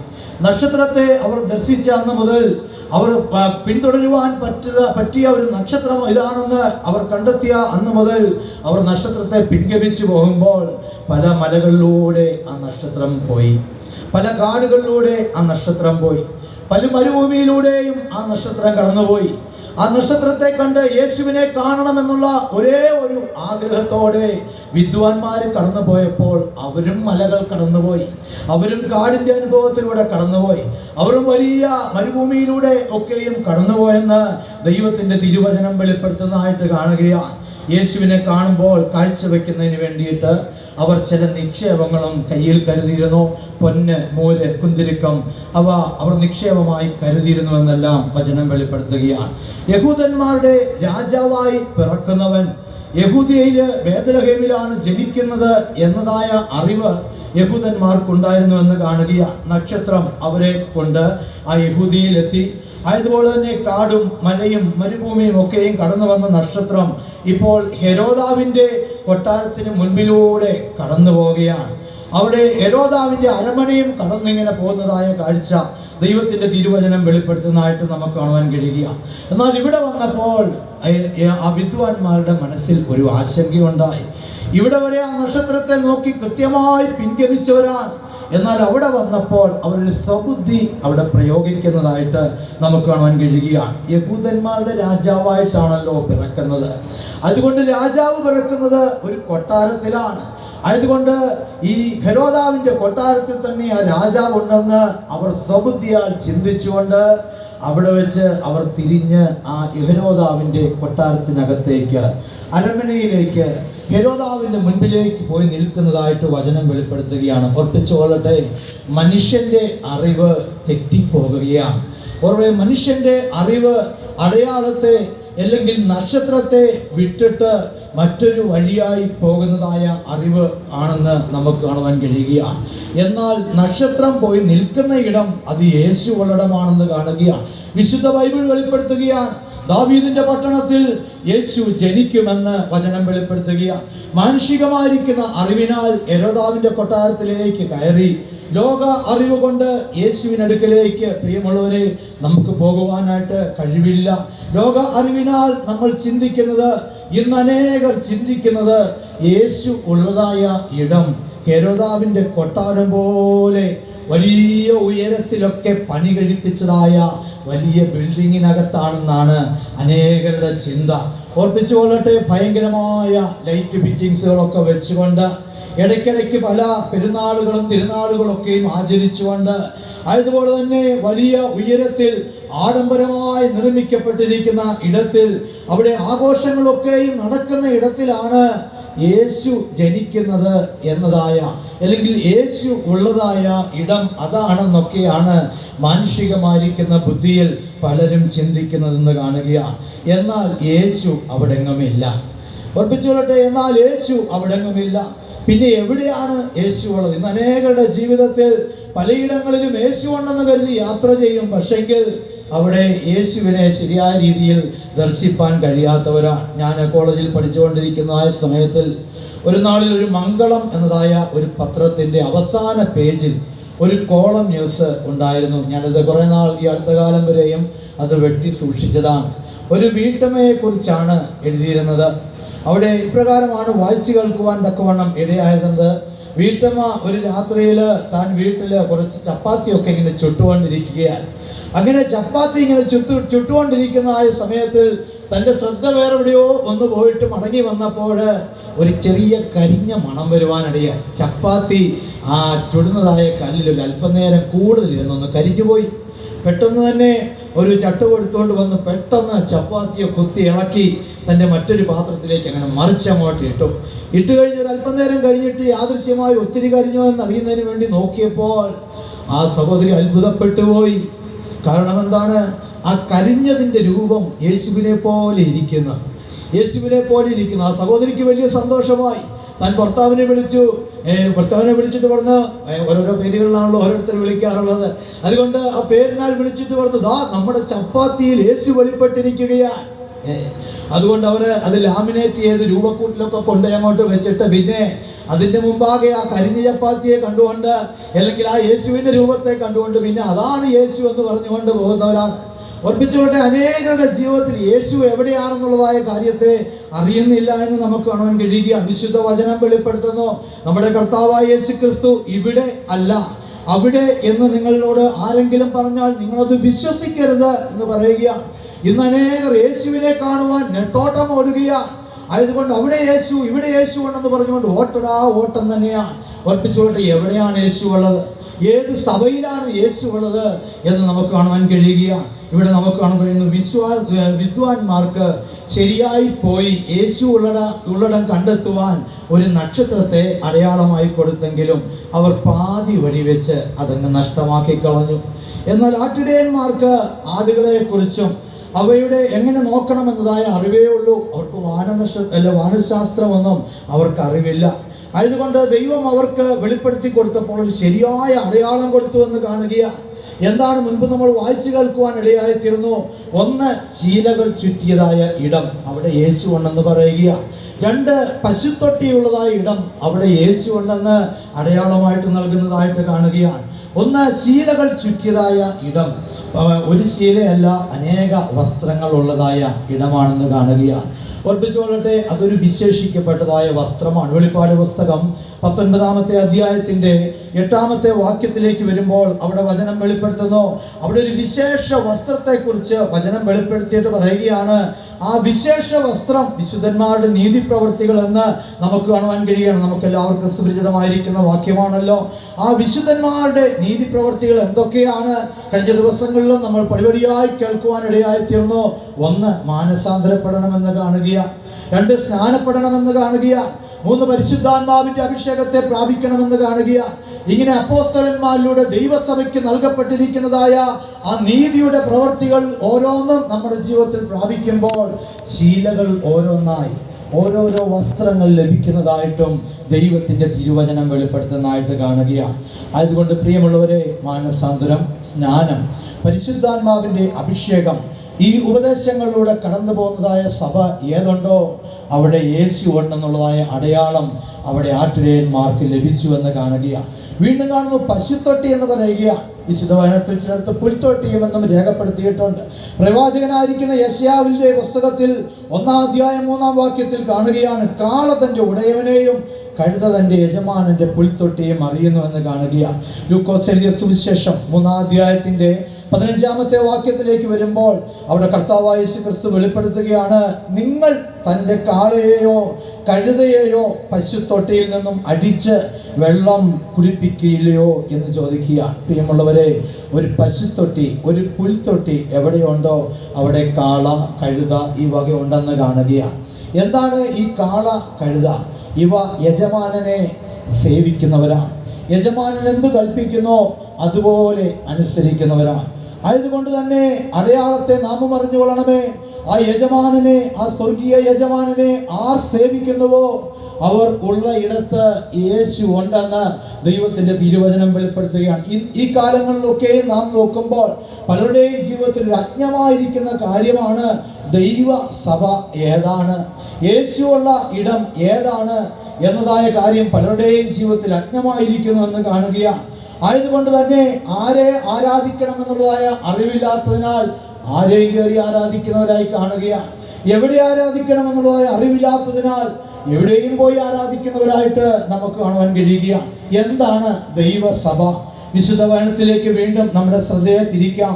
അപ്പോസ്തലനായ പൗലോസ് എഫെസ്യർക്ക് ലേഖനം എഴുതുമ്പോൾ 3-ാമത്തെ അധ്യായത്തിന്റെ 11-ാമത്തെ വാക്യത്തിലേക്ക് നമ്മൾ കടന്നു വരുമ്പോൾ വിശുദ്ധ വചനം വെളിപ്പെടുത്തുകയാണ്, ദൈവത്തിന്റെ ഒരു അനാദി നിർണയപ്രകാരം നമ്മുടെ കർത്താവായ യേശു ക്രിസ്തുവിലൂടെ നിവർത്തിച്ചതായ ഒരു അനുഭവത്തെ സഭ മുഖാന്തരം അത് വെളിവായി വരുന്നു എന്ന് കാണുകയാണ്. വായിച്ചാട്ടെ. അവൻ നമ്മുടെ കർത്താവായ യേശു ക്രിസ്തുവിൽ നിവർത്തിച്ച അനാദി നിർണയപ്രകാരം സഭ മുഖാന്തരം അറിയായി വരുന്നു. അവിടെ കാണുന്നു, നമ്മുടെ കർത്താവായ യേശു ക്രിസ്തുവിൽ നിവർത്തിച്ച ദൈവത്തിന്റെ അനാദി നിർണയം അത് സഭ മുഖാന്തരം അത് അറിയായി വരുന്നു, വെളിപ്പെട്ടു വരുന്നു എന്ന് കാണുകയാണ്. എന്താണ് ദൈവത്തിന്റെ ഒരു അനാദി നിർണയം? അതേ പുസ്തകത്തിൽ അതിന്റെ 1-ാമത്തെ അധ്യായത്തിന്റെ 4-ാമത്തെ വാക്യത്തിലേക്ക് കടന്നു വരുമ്പോൾ ലോകസ്ഥാപനത്തിന് മുൻപുള്ള നമ്മുടെ സർവശക്തനായിരിക്കുന്ന ദൈവത്തിന്റെ അനാദി നിർണയം വ്യക്തമായി വരച്ചു കാണിക്കുകയാണെന്ന് വായിച്ചാട്ടെ. നാം അവന്റെ സന്നിധിയിൽ വിശുദ്ധരും നിഷ്കളങ്കരും ആകേണ്ടതിന് അവൻ ലോകസ്ഥാപനത്തിന് മുമ്പേ നമ്മെ അവനിൽ തിരഞ്ഞെടുക്കുകയും തിരുഹിതത്തിന്റെ പ്രസാദപ്രകാരം യേശുക്രിസ്തു മുഖാന്തരം നമ്മെ ദത്തെടുക്കേണ്ടതിന്. അവിടെ നമുക്ക് കാണുവാൻ കഴിയുകയാണ്, നാം ഇവിടെ ഇരിക്കുന്നവർ എല്ലാവരും മാത്രമല്ല, എൻ്റെ ശബ്ദത്തെ ശ്രവിക്കുന്ന എല്ലാ പ്രിയപ്പെട്ടവരും നാം തൻ്റെ സന്നിധിയിൽ വിശുദ്ധരും നിഷ്കളങ്കരുമായി തീരേണ്ടതിന് ലോകസ്ഥാപനത്തിന് മുൻപേ നമ്മെ നമ്മുടെ കർത്താവായ യേശു ക്രിസ്തുവിലൂടെ അവനിൽ തിരഞ്ഞെടുത്തുവെന്ന് വിശുദ്ധ വചനം വെളിപ്പെടുത്തുകയാണ്. ഓർപ്പിച്ചുകൊള്ളട്ടെ, ഒരു ദൈവ സഭയുടെ ദൈവത്തിന്റെ അനാദി നിർണയം ഇന്നതെന്ന് അവിടെ വചനം വെളിപ്പെടുത്തുകയാണ്. ആ ദൈവസഭയുടെ ആരംഭത്തിലേക്ക് നമ്മൾ കടന്നു വരുമ്പോൾ ഉൽപ്പത്തി പുസ്തകത്തിൽ 18-ാമത്തെ അധ്യായത്തിന്റെ 19-ാമത്തെ വാക്യത്തിലേക്ക് നമ്മൾ കടന്നു വരുമ്പോൾ അവിടെ കാണുന്നു, അബ്രഹാമിലൂടെ ഒരു പിൻതലമുറയെ ദൈവം കണ്ടു, അതാണ് ദൈവസഭയെന്ന് വചനം വെളിപ്പെടുത്തുന്നതായിട്ട് കാണുന്നു. അവിടെ ആ പിൻതലമുറയെ കുറിച്ച് വാക്യഭാഗം വെളിപ്പെടുത്തിയിരിക്കുന്നത് പിൻപുള്ളതായ കുടുംബത്തിന് വേണ്ടി. ഒന്ന് വായിച്ചാട്ടെ. യഹോവ അബ്രഹാമിനെ കുറിച്ച് അരുളിച്ചെയ്തത് അവന് നിവർത്തിച്ചു കൊടുപ്പാൻ തക്കവണ്ണം അബ്രഹാം തന്റെ മക്കളോടും തനിക്ക് പിൻപുള്ള കുടുംബത്തോടും നീതിയും ന്യായവും പ്രവർത്തിച്ചുകൊണ്ട്. അവിടെ നമുക്ക് കാണാൻ കഴിയുകയാണ്, തന്റെ കുടുംബത്തോട് മാത്രമല്ല, തന്റെ മുൻപുള്ള കുടുംബമല്ല, തന്റെ പിൻപുള്ളതായ കുടുംബം അല്ലെങ്കിൽ വരുവാനിരിക്കുന്നതായ ആ തലമുറയെ കുറിച്ച് വചനം വെളിപ്പെടുത്തുന്നതായിട്ട് കാണുന്നു. അത് ദൈവസഭയെന്ന് കാണുകയാണ്. അബ്രഹാം വിഗ്രഹങ്ങളൊക്കെയും വാർത്തുണ്ടാക്കി വിൽക്കുന്നതായ ഒരു തൊഴിൽ ആയിരുന്നു. എന്നാൽ ആ സമയത്തിൽ ദൈവം കാണിച്ചതായ ദേശത്തേക്ക് പോകുവാൻ അബ്രഹാമിനെ വിളിച്ചു, വേർതിരിച്ചു, തെരഞ്ഞെടുത്തു എന്നെല്ലാം വചനം വെളിപ്പെടുത്തുകയാണ്. അങ്ങനെയുള്ളതായ ആ ദൈവത്തിന്റെ ഉദ്ദേശം എന്ന് പറയുന്നത് തന്നിലൂടെ ഒരു പിൻതലമുറയെ ദൈവം കണ്ടിരുന്നു എന്നതാണ്. ദൈവസഭയിലായ നമ്മെ ദൈവം മുന്നറിഞ്ഞു എന്നുള്ളതായ കാര്യം വ്യക്തമായി വാക്യഭാഗങ്ങൾ വിളിച്ചറിയിക്കുകയാണ്. ആയതുകൊണ്ട് ഇപ്രകാരം നമ്മളെ അറിഞ്ഞുകൊണ്ട് നമ്മുടെ ഹൃദയം നിറഞ്ഞ് നാം ദൈവത്തെ സ്തുതിക്കുന്നവരായി തീരണം. ലോകസ്ഥാപനത്തിന് മുൻപേ ദൈവം നമ്മളെ കണ്ടിരിക്കുന്നു. അതേ, നമ്മുടെ ജീവിതത്തിൽ ഒരു നിറഞ്ഞ ഹൃദയത്തോടെ ഒരു ഹല്ലേലൂയ മുഴക്കിയാട്ടെ. ഒരു ശക്തി പോരാ, അങ്ങോട്ട് ശരിയായി ഗ്രഹിച്ചോ എന്നൊരു സംശയമുണ്ട്. വിശുദ്ധ വചനത്തിൽ നമുക്ക് കാണുന്നു, വെളിപ്പാട് പുസ്തകം 19-ാമത്തെ അധ്യായത്തിൽ കാണുകയാണ്, ദൈവത്തിന്റെ സന്നിധിയിൽ ഒരു ഹല്ലേലൂയ എന്നതായ ഒരു ജയത്തിന്റെ ഘോഷം വലിയ ആർപ്പോടുകൂടെ മുഴങ്ങിയെന്ന് കാണുകയാണ്. ഉറപ്പിച്ചോ, ഹല്ലേലൂയ എന്ന വാക്കിനൊരു പ്രത്യേകതയുണ്ട് പ്രിയമുള്ളവരെ. നമ്മൾ സാധാരണ തമ്മിൽ കാണുമ്പോൾ സ്തോത്രം പറയുന്നവരാണ്. എന്നാൽ മറ്റ് പല ദേശങ്ങളിലൊക്കെ പോയാൽ അവിടെ പല പേര് ഈ സ്തോത്രത്തിന് മാറി മാറി പറയുന്നതായിട്ട് കാണുകയാണ്. എന്നാൽ ഭൂമിയിൽ എവിടെ പോയാലും ഏത് ഭാഷയുള്ളവരുടെ അടുക്കൽ പോയാലും ഹല്ലേലൂയ എന്നൊരു വാക്ക് മുഴക്കിയാൽ അവരും തിരിച്ചിതേ വാക്ക് പറയുവാനിടയായിത്തീരും. സ്വർഗത്തിൽ ഒരു ജയത്തിന്റെ ഘോഷം മുഴങ്ങുന്നതാണ് ഹല്ലേലൂയ. നമ്മുടെ ഈ ജീവിതത്തിൽ ബലത്തോടെ ഹല്ലേലൂയ നമ്മൾ മുഴക്കുന്നവരായിത്തീരണം. അബ്രഹാമിലൂടെ നമ്മെ സഭയായി ദൈവം കണ്ടിരുന്നു എന്നത് ദൈവിക രഹസ്യങ്ങളിൽപ്പെട്ടതായ കാര്യമാണ്, ദൈവിക മർമ്മങ്ങളിൽപ്പെട്ടതായ കാര്യമാണ്. അബ്രഹാമിലൂടെ ഒരു തലമുറയെ കണ്ടതായ ദൈവം കർത്താവായ യേശു ക്രിസ്തുവിലൂടെ അത് ഇഹലോകത്തിൽ ഭൂമിയിൽ നിറവേറ്റിയെന്ന് വചനം വെളിപ്പെടുത്തുകയാണ്. യെശയ്യാ 53 അധ്യായത്തിന്റെ 10 വാക്യത്തിലേക്ക് കടന്നു വരുമ്പോൾ അനാദിയായ ദൈവത്തിന്റെ നിർണയത്തിലൂടെ സഭ സ്ഥാപിക്കപ്പെട്ടു എന്ന് കാണുകയാണ്. എന്താണ് ആ ദൈവത്തിന്റെ നിർണയം? എന്താണ് ആ ദൈവത്തിന്റെ ഇഷ്ടം? സഭയ്ക്ക് വേണ്ടി ഒരാൾ ജീവനെ കൊടുത്ത് സഭയെ സമ്പാദിക്കണം, ആ സഭയെ ഒരുക്കിയെടുക്കണം എന്നതാണ് എന്ന് കാണുകയാണ്. വായിച്ചാട്ടെ ആ വാക്യഭാഗം. എന്നാൽ അവനെ തകർത്ത് കളവാൻ യഹോവയ്ക്ക് ഇഷ്ടം തോന്നി. നമ്മുടെ കർത്താവായ യേശു ക്രിസ്തുവിനെ ഒരു സഭയ്ക്ക് വേണ്ടി, ഒരു സഭയെ ഒഴിവാക്കി എടുക്കുന്നതിന് വേണ്ടി തകർത്ത് കളയുവാൻ പിതാവിന്റെ നിർണയം അവിടെ വെളിപ്പെടുത്തുന്നതായിട്ട് കാണുകയാണ്. അപ്പോസ്തല പ്രവൃത്തികൾ 20 അധ്യായത്തിന്റെ 28 വാക്യത്തിലേക്ക് വരുമ്പോൾ സഭയ്ക്ക് വേണ്ടി ദൈവം നൽകിയതായ ആ ധനം അല്ലെങ്കിൽ ആ വില അത് സ്വന്തം രക്തമാണെന്ന് കാണുകയാണ്. സ്വന്തം രക്തത്താൽ സമ്പാദിച്ചതായ ദൈവസഭ എന്ന് വചനം വെളിപ്പെടുത്തുകയാണ്. ഓർപ്പിച്ചുകൊള്ളട്ടെ, ദൈവസഭ എന്ന് പറയുന്നത് ഒരു സംഘമല്ല. ഇത് പണമോ വീടൊക്കെ വാഗ്ദത്തം ചെയ്തിട്ട് കുറച്ചുപേരെ വിളിച്ചു വരുത്തി ആരാധനയ്ക്കിരുത്തി ഫോട്ടോ എടുത്ത് പ്രസിദ്ധപ്പെടുത്തുന്നതായ ഒരു പരിപാടിയല്ല. ഓർപ്പിച്ചുകൊള്ളട്ടെ, ആ ദൈവസഭ എന്ന് പറയുന്നത് ഓരോരുത്തരുടെയും നമ്മുടെ ജീവിതത്തിൽ കർത്താവായ യേശു ക്രിസ്തുവിന്റെ സ്വന്തം രക്തത്തിലുള്ള വിലയാണെന്ന് കാണുകയാണ്. കർത്താവായ യേശു ക്രിസ്തുവിന്റെ സ്വന്തം രക്തത്തിലുള്ളതായ വിലയാണ് നാം എല്ലാവരും. ആയതുകൊണ്ട് ആ വിലയാൽ വീണ്ടെടുക്കപ്പെട്ട് സ്വന്തം ജനമാക്കപ്പെട്ടിരിക്കുന്നു എന്ന് പൂർണ്ണ ഉറപ്പുള്ളതായ വിശ്വാസികളായിരിക്കുന്നവർ കരങ്ങൾ ഉയർത്തിയൊരു ഹല്ലേലൂയ പറഞ്ഞോട്ടെ. ആമേൻ. എല്ലാവരുടെയും ജീവിതത്തിൽ പൂർണ്ണ നിശ്ചയമുണ്ട്. നമ്മുടെ കർത്താവായ യേശു ക്രിസ്തുവിന്റെ രക്തത്താൽ വീണ്ടും നമുക്ക് ആ രക്തം വിലയായി നൽകപ്പെട്ടുകൊണ്ട് ഒരു സഭയെ ഉരുവാക്കിയിരിക്കുന്നു എന്ന് കാണുകയാണ്. നാം നോക്കുമ്പോൾ കാണുന്ന ചിലരൊക്കെയും രക്തം ദാനം ചെയ്യുന്നത് കൂട്ടുകാർക്ക് കൊടുക്കും, മറ്റുള്ളവർക്ക് കൊടുക്കും, സ്വന്തം മക്കൾക്ക് കൊടുക്കുന്നവരൊക്കെ നമുക്ക് കാണുവാൻ കഴിയുകയാണ്. എത്ര രക്തബന്ധമുള്ളവരാണെങ്കിലും അവർക്ക് കൊടുത്താൽ ഉറപ്പിച്ചവരുടെ സ്വന്തം ആരോഗ്യം നഷ്ടപ്പെടുത്തി കളയാതെ കൊടുക്കുമെന്ന് നമുക്ക് കാണുവാൻ കഴിയുകയാണ്. എന്നാൽ അവസാന തുള്ളി രക്തം വരെയും കൊടുത്ത മനുഷ്യരെ ആർക്കെങ്കിലും അറിയാമോ? ദൈവത്തിന്റെ വചനം വെളിപ്പെടുത്തുന്ന സഭയുടെ തലയായിരിക്കുന്ന ക്രിസ്തു കാൽവറിയിൽ അവസാന തുള്ളി രക്തം വരെയും നമുക്ക് വേണ്ടി നൽകിയെന്ന വചനം വെളിപ്പെടുത്തുകയാണ്. എന്തിനു വേണ്ടിയിട്ടാണ്? എഫെസ്യർക്ക് എഴുതിയ ലേഖനം 5 അധ്യായത്തിന്റെ 26-27 വാക്യങ്ങളെ നാം നോക്കുമ്പോൾ കാണുന്നു, തേജസ്സേറിയ ഒരു സഭയ്ക്ക് വേണ്ടിയിട്ട്, കളങ്കമില്ലാത്ത കപടമില്ലാത്തതായ ഒരു സഭയ്ക്ക് വേണ്ടി തന്നെത്താൻ ഏൽപ്പിച്ചു കൊടുത്തുകൊണ്ട് ആ ദൈവസഭയ്ക്ക് വേണ്ടി തന്റെ സ്നേഹത്തെ അവിടെ വെളിപ്പെടുത്തുന്നതായിട്ട് കാണുകയാണ്. വിശുദ്ധ വചനം വെളിപ്പെടുത്തുന്നു, പാതാള ഗോപുരങ്ങളായതിനാൽ നിന്നെ ജയിക്കുകയില്ല എന്ന് വചനം പറഞ്ഞു. ഞാൻ പാറമേലാണ് ഞാൻ എൻ്റെ സഭയെ പണിയുന്നത്. വചനം കാണുന്നു പാറ ക്രിസ്തു എന്ന് കാണുകയാണ്. ആയതുകൊണ്ട് ക്രിസ്തുവിൽ അടിസ്ഥാനപ്പെട്ടതാണ് ദൈവ സഭ എന്ന് കാണുകയാണ്. നമ്മുടെ കർത്താവായ യേശു ക്രിസ്തു ഈ ഭൂമിയിൽ ജീവിച്ച് കാൽവറിയിൽ മരിച്ച് 33 വർഷം കൽവറിയിൽ മരിച്ച് 3-ാം നാൾ ഉയർത്തെഴുന്നേറ്റതിന് ശേഷം 50-ാം നാളിലേക്ക് കടന്നു വരുമ്പോൾ 50 ദിവസങ്ങൾ കഴിഞ്ഞപ്പോൾ ഈ ഭൂമിയിലേക്ക് പരിശുദ്ധാത്മാവ് ശക്തിയോടെ ഇറങ്ങി വന്നു. വചനം വെളിപ്പെടുത്തുന്നു, ദൈവരാജ്യം ശക്തിയോടെ ഈ ഭൂമിയിലേക്ക് വന്നുവെന്നും വചനം വെളിപ്പെടുത്തുന്നതായിട്ട് കാണുകയാണ്. ആ 50-ാം നാളാണ് പെന്തക്കോസ്ത് നാൾ. അപ്പോസ്തല പ്രവൃത്തികൾ 2-ാം അധ്യായത്തിന്റെ 1-ാം വാക്യത്തിൽ നാം അറിയുന്നു, ആ വാക്യം ആരംഭിക്കുമ്പോൾ തന്നെ എഴുതിയിരിക്കുന്നതായിട്ട് കാണുകയാണ്.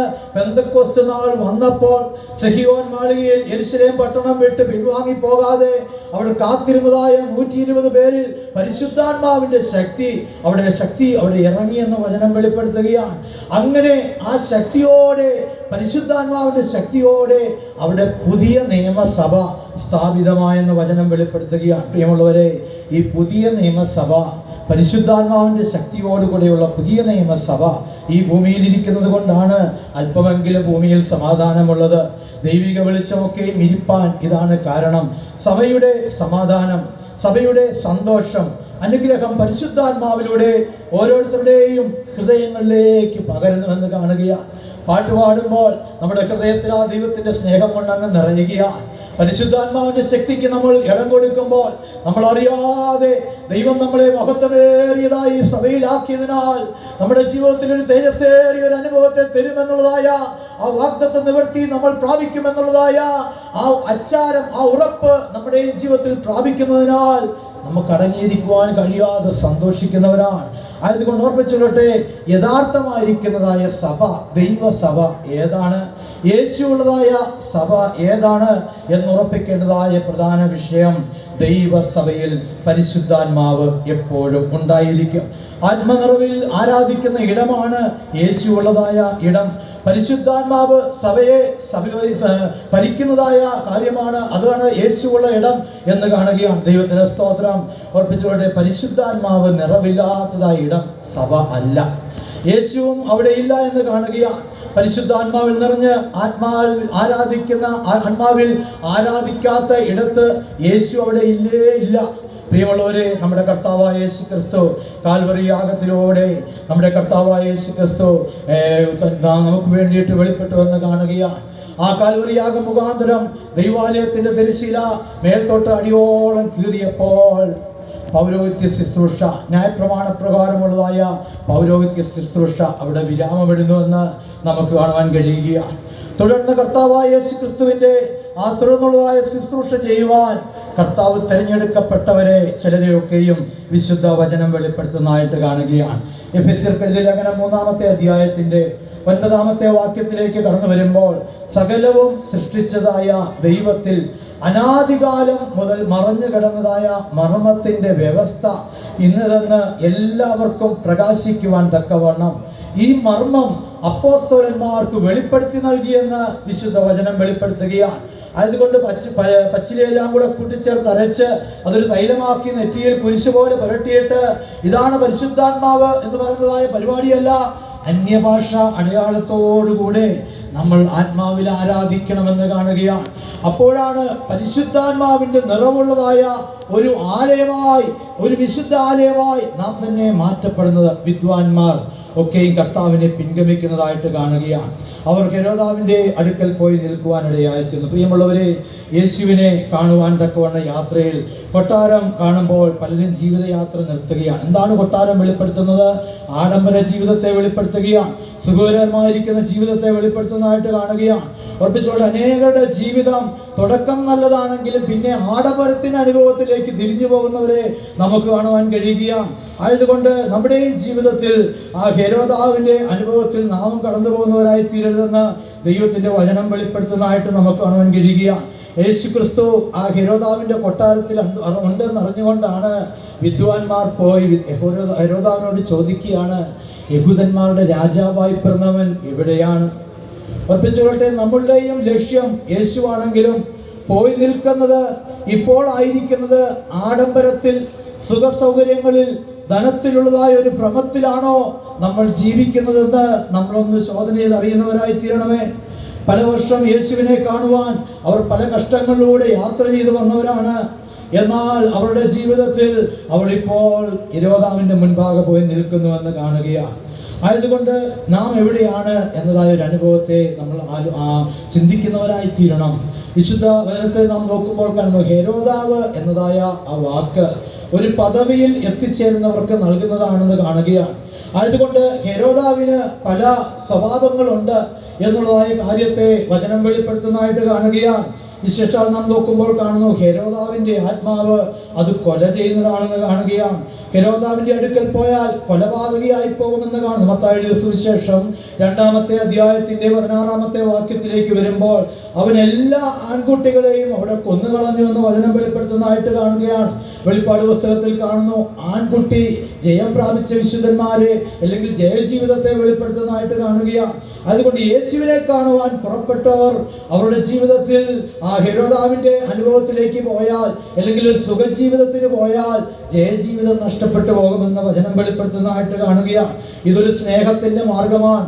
തൻ്റെ ഏകജാതനെ നമുക്ക് വേണ്ടി ദാനമായി തന്നുകൊണ്ട് ദൈവം നമ്മളോടുള്ള തൻ്റെ വലിയ സ്നേഹത്തെ വെളിപ്പെടുത്തിയതായ സ്നേഹത്തിൻ്റെ മാർഗമാണ്.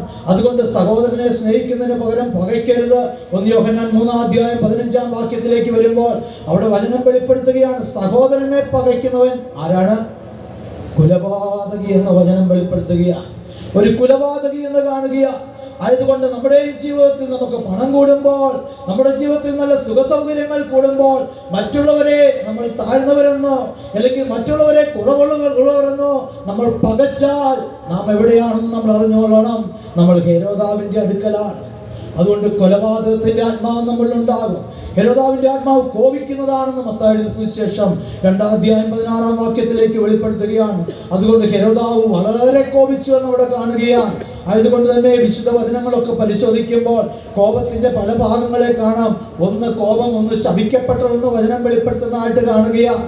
ഒരു ഭ്രാന്തായിരിക്കുന്ന സ്വഭാവമാണ് കോപമെന്ന് കാണുകയാണ്. ഓർപ്പിച്ചോട്ടെ, അതുകൊണ്ട് നാമും ഇങ്ങനെ ആയി പോകാതിരിക്കുവാൻ ഹെരോദാവിന്റെ അടുക്കൽ പോകരുത്.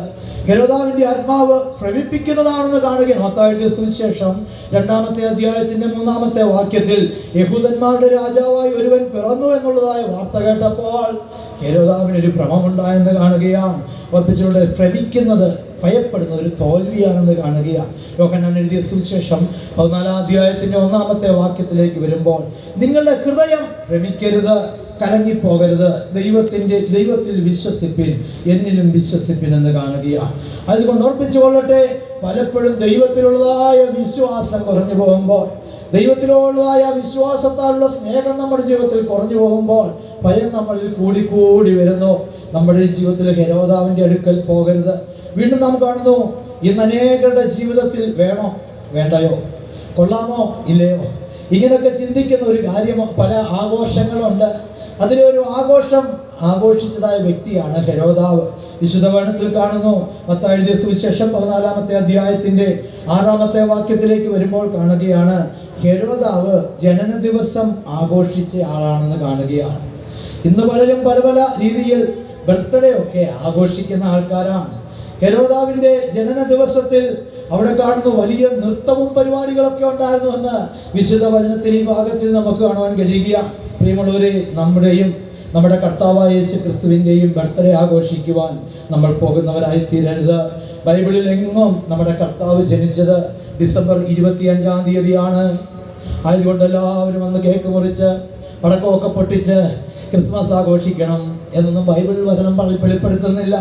ആയതുകൊണ്ട് നമ്മുടെ ഈ ജീവിതത്തിൽ ഇത് പാടില്ല. അത് ഹെരോദാവിന്റെ ആത്മാവാണ്. അങ്ങനെ ഒരു ആത്മാവ് ഹെരോദാവിന് വന്നപ്പോൾ സംഭവിച്ചത് എന്താണ്? അതേ അധ്യായത്തിൽ 10-ാമത്തെ വാക്യത്തിലേക്ക് വരുമ്പോൾ കാണുന്നു, അങ്ങനെ ആഘോഷത്തിൽ അവിടെ കാണുന്നു സ്നാപക യോഹന്നാന്റെ തല എടുക്കുന്ന ഒരു അനുഭവം ഉണ്ടായെന്ന് കാണുകയാണ്. അപ്പോസ്തല പ്രവൃത്തികൾ 12-ാമത്തെ അധ്യായത്തിൽ 1 മുതൽ 3 വരെയുള്ള വാക്യങ്ങളെ നാം നോക്കിയാൽ ഹെരോദാവ് യാക്കോബിനെ കൊന്നു എന്ന് കാണുകയാണ്. പത്രോസിനെ കൊല്ലാൻ ശ്രമിച്ചു എന്ന് കാണുകയാണ്.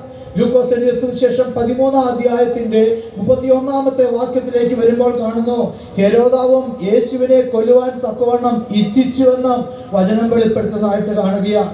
ആയതുകൊണ്ട് യേശുവിനെ കാണാനുള്ളതായ യാത്രയിൽ നമ്മൾ മറ്റാർക്കും തലവേദന ഉണ്ടാക്കുന്ന ഒരു അനുഭവം ഉണ്ടാകരുത് എന്ന് കാണുകയാണ്. നമ്മുടെ ജീവിതം നശിച്ചു പോകുവാനിടയായി തീരും. ആയതുകൊണ്ട് ഒരു സഭയിലൊരു മുള്ളായി നമ്മൾ തീർന്നാൽ നമ്മൾ യേശുവിൻ്റെ അടുക്കലല്ല, ഹെരോദാവിൻ്റെ അടുക്കലാണ് നാം നിൽക്കുന്നത് എന്നതായ കാര്യത്തെ നമ്മൾ അറിയണമേ.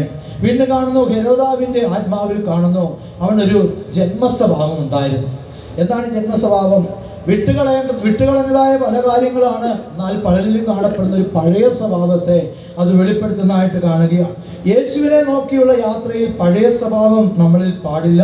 വിശുദ്ധ വചനം വെളിപ്പെടുത്തുന്ന മത്തായി എഴുതിയ സുവിശേഷം 8-ാമത്തെ അധ്യായത്തിന്റെ 15-ാം വാക്യത്തിൽ വ്യക്തമായി കാണുന്നു, ഹെരോദാവിന്റെ പുളിച്ചമാവ് എന്ന വചനം വെളിപ്പെടുത്തുകയാണ്. എന്താണ് ആ പുളിച്ചമാവ് അർത്ഥമാക്കുന്നത്? 1 കൊരിന്ത്യർ 5-ാം അധ്യായത്തിന്റെ 8-ാം വാക്യത്തിലേക്ക് വരുമ്പോൾ വിശുദ്ധ തിരുവെഴുത്ത് വെളിപ്പെടുത്തുകയാണ്, തിന്മയും ദുഷ്ടതയും ഉള്ളതായ പുളിമാവ് എന്ന് കാണുകയാണ്. ആയതുകൊണ്ട് ഒരു ജന്മ സ്വഭാവം വചനം കാണുന്നു, അമ്മ എന്നെ പാപത്തിൽ ഗർഭം ധരിച്ചു എന്ന് കാണുകയാണ്. ആയതുകൊണ്ട് നമ്മളൊരു പുതുക്കപ്പെട്ടവരായിരിക്കുന്ന നമ്മുടെ ജീവിതത്തിൽ ജന്മസ്വഭാവം അല്ലെങ്കിൽ പഴയ സ്വഭാവം പാടില്ല എന്ന് കാണുകയാണ്. ഓർപ്പിച്ചോട്ടെ, പുതിയ തുണിയിൽ പഴയ തുണി ചേർത്ത് തുന്നരുത് വചനം കാണുകയാണ്. പുതിയ പാത്രത്തിൽ അവിടെ കാണുന്ന പഴയ വീഞ്ഞ് പകരരുത്. ഇതൊക്കെയും വചനം വെളിപ്പെടുത്തുന്നതായിട്ട് കാണുകയാണ്. ആയതുകൊണ്ട് നമ്മുടെ ജീവിതയാത്രയിൽ പഴയ സ്വഭാവത്തെ, നമ്മുടെ പഴയ സംസാരങ്ങളെ, പഴയ രീതിയിലുള്ളതായ ജീവിതക്രമങ്ങൾ പാടില്ല എന്ന് കാണുകയാണ്. ഹെരോദാവ് നിഗള സ്വഭാവം ഉള്ളവനായിരുന്നു എന്ന് കാണുകയാണ്. അപ്പോസ്തല പ്രവൃത്തികൾ 12-ാമത്തെ അധ്യായത്തിന്റെ 21 മുതൽ 23 വരെയുള്ള വാക്യത്തിൽ കാണുകയാണ്. ഹെരോദാവ് വലിയ പ്രസംഗമൊക്കെ പ്രസംഗിച്ചു. പക്ഷേ ദൈവത്തിന് മഹത്വം കൊടുക്കുന്നതിന് പകരം താൻ ആ മഹത്വം അങ്ങ് എടുത്തു എന്ന് കാണുകയാണ്. ആയതുകൊണ്ട് തൻ്റെ ജീവിതത്തിൽ ഒരു നിഗളമുണ്ടായി എന്ന് കാണുകയാണ്. പ്രിയമുള്ളവരെ, നമ്മുടെയും ജീവിതയാത്ര, നക്ഷത്രത്തെ നോക്കിയുള്ളതായ ജീവിതയാത്ര അവിടെ കാണുന്നത് താഴ്മയോടെ ആയിരിക്കണം. വീണ്ടും നോക്കുമ്പോൾ ഹെരോദാവ് ഒരു ദുർമോഹിയാണെന്ന് കാണുകയാണ്. മത്തായി എഴുതിയ സുവിശേഷം 14-ാം അധ്യായത്തിന്റെ 3-ാമത്തെ വാക്യത്തിലേക്ക് കാണുന്നു. അവിടെ കാണുന്നു സഹോദരന്റെ ഭാര്യയെ തൻ്റെ ഭാര്യ ആക്കി മാറ്റിയെന്ന് കാണുകയാണ്. നമ്മുടെ ചിന്തയിൽ പോലും അങ്ങനെ ഒരു ചിന്ത വരുവാൻ പാടില്ല എന്ന് കാണുകയാണ്. ഹെരോദാവിൻ്റെ മുൻപാകെ നമ്മൾ നോക്കി നിൽക്കരുത്. പ്രിയമുള്ളവരെ, വിദ്വാൻമാരുടെ ജീവിതത്തിൽ സംഭവിച്ചത് എന്താണ്? അവർക്ക് പല കാര്യങ്ങൾക്കൊക്കെ നല്ല അറിവുണ്ടായിരുന്നു എന്ന് കാണുകയാണ്. എന്നാൽ ശരിയായ ഒരു അറിവ് അവർക്കില്ലാത്തത് മുഖാന്തരമാണ് ഹെരോദാവിൻ്റെ അടുക്കലേക്ക് അവർ തിരിഞ്ഞു പോകുവാനിടയായിത്തീർന്നത്. ഇന്ന് അനേകരുടെ ജീവിതത്തിൽ ശരിയായ അറിവ് അല്ലെങ്കിൽ ഉപദേശം പലർക്കും അറിയില്ല എന്ന് കാണുകയാണ്. ഉപദേശത്തിന്റെ അറിവുകേട് പലർക്കും നാശമുണ്ടാക്കുമെന്ന സത്യത്തെയും നമ്മൾ അറിയുന്നോളമേ. അവർ കൊട്ടാരം വിട്ട് പുറത്തു വന്നപ്പോൾ അവർക്ക് വലിയ സന്തോഷമായി തീർന്നു. കാരണം എന്താണ്? അവർ യാത്ര പുറപ്പെട്ടതായ നക്ഷത്രത്തെ അവർ വീണ്ടും കാണുവാനിടയായി തീർന്നു. ഇവിടെ വചനം വെളിപ്പെടുത്തുന്നു, നക്ഷത്രം കണ്ടതുകൊണ്ട് അവർ അത്യന്തം സന്തോഷിച്ചു എന്ന് കാണുകയാണ്. അവരുടെ ജീവിതത്തിൽ അവർ നക്ഷത്രത്തെ പിൻഗമിച്ചവരാണെങ്കിലും ആ നക്ഷത്രത്തിൽ ഒരു സന്തോഷം അവരുടെ ജീവിതത്തിൽ ഉണ്ടായില്ല. എന്നാൽ ആ യഥാർത്ഥ നക്ഷത്രം ഇതാണെന്ന് ഗ്രഹിച്ചപ്പോഴാണ് അവർക്കതിനെ കണ്ടപ്പോൾ ഒരു വലിയ സന്തോഷമുണ്ടായത്. എന്താണ് നക്ഷത്രം വെളിപ്പെടുത്തുന്നത്? അത് കർത്താവിനാൽ അയക്കപ്പെട്ടിരിക്കുന്നതായ അനേകരെ കർത്താവിൻ്റെ അടുക്കലേക്ക് നയിക്കുന്നതിന് വേണ്ടി അയക്കപ്പെട്ടിരിക്കുന്നതായ ശുശ്രൂഷകരെ അത് വെളിപ്പെടുത്തുന്നതായിട്ട് കാണുവാൻ കഴിയുകയാണ്. വെളിപ്പാട് പുസ്തകം 2-ാം അധ്യായത്തിൻ്റെ 1-ാമത്തെ വാക്യത്തിലേക്ക് വരുമ്പോൾ, 3-ാമത്തെ അധ്യായത്തിൻ്റെ 1-ാമത്തെ വാക്യത്തിലേക്ക് വരുമ്പോൾ വിശുദ്ധ വചനം വെളിപ്പെടുത്തുന്നു, നക്ഷത്രങ്ങൾ ദൈവത്തിൻ്റെ കരത്തിലിരിക്കുന്നതാണ്.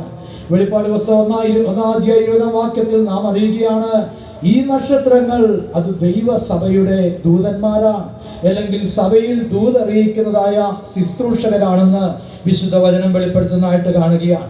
ഭൂമിയോടുള്ളതായ ബന്ധത്തിൽ നിന്ന് നക്ഷത്രങ്ങളെ നോക്കിയാൽ വളരെ ചെറുതായിട്ടേ തോന്നുകയുള്ളൂ.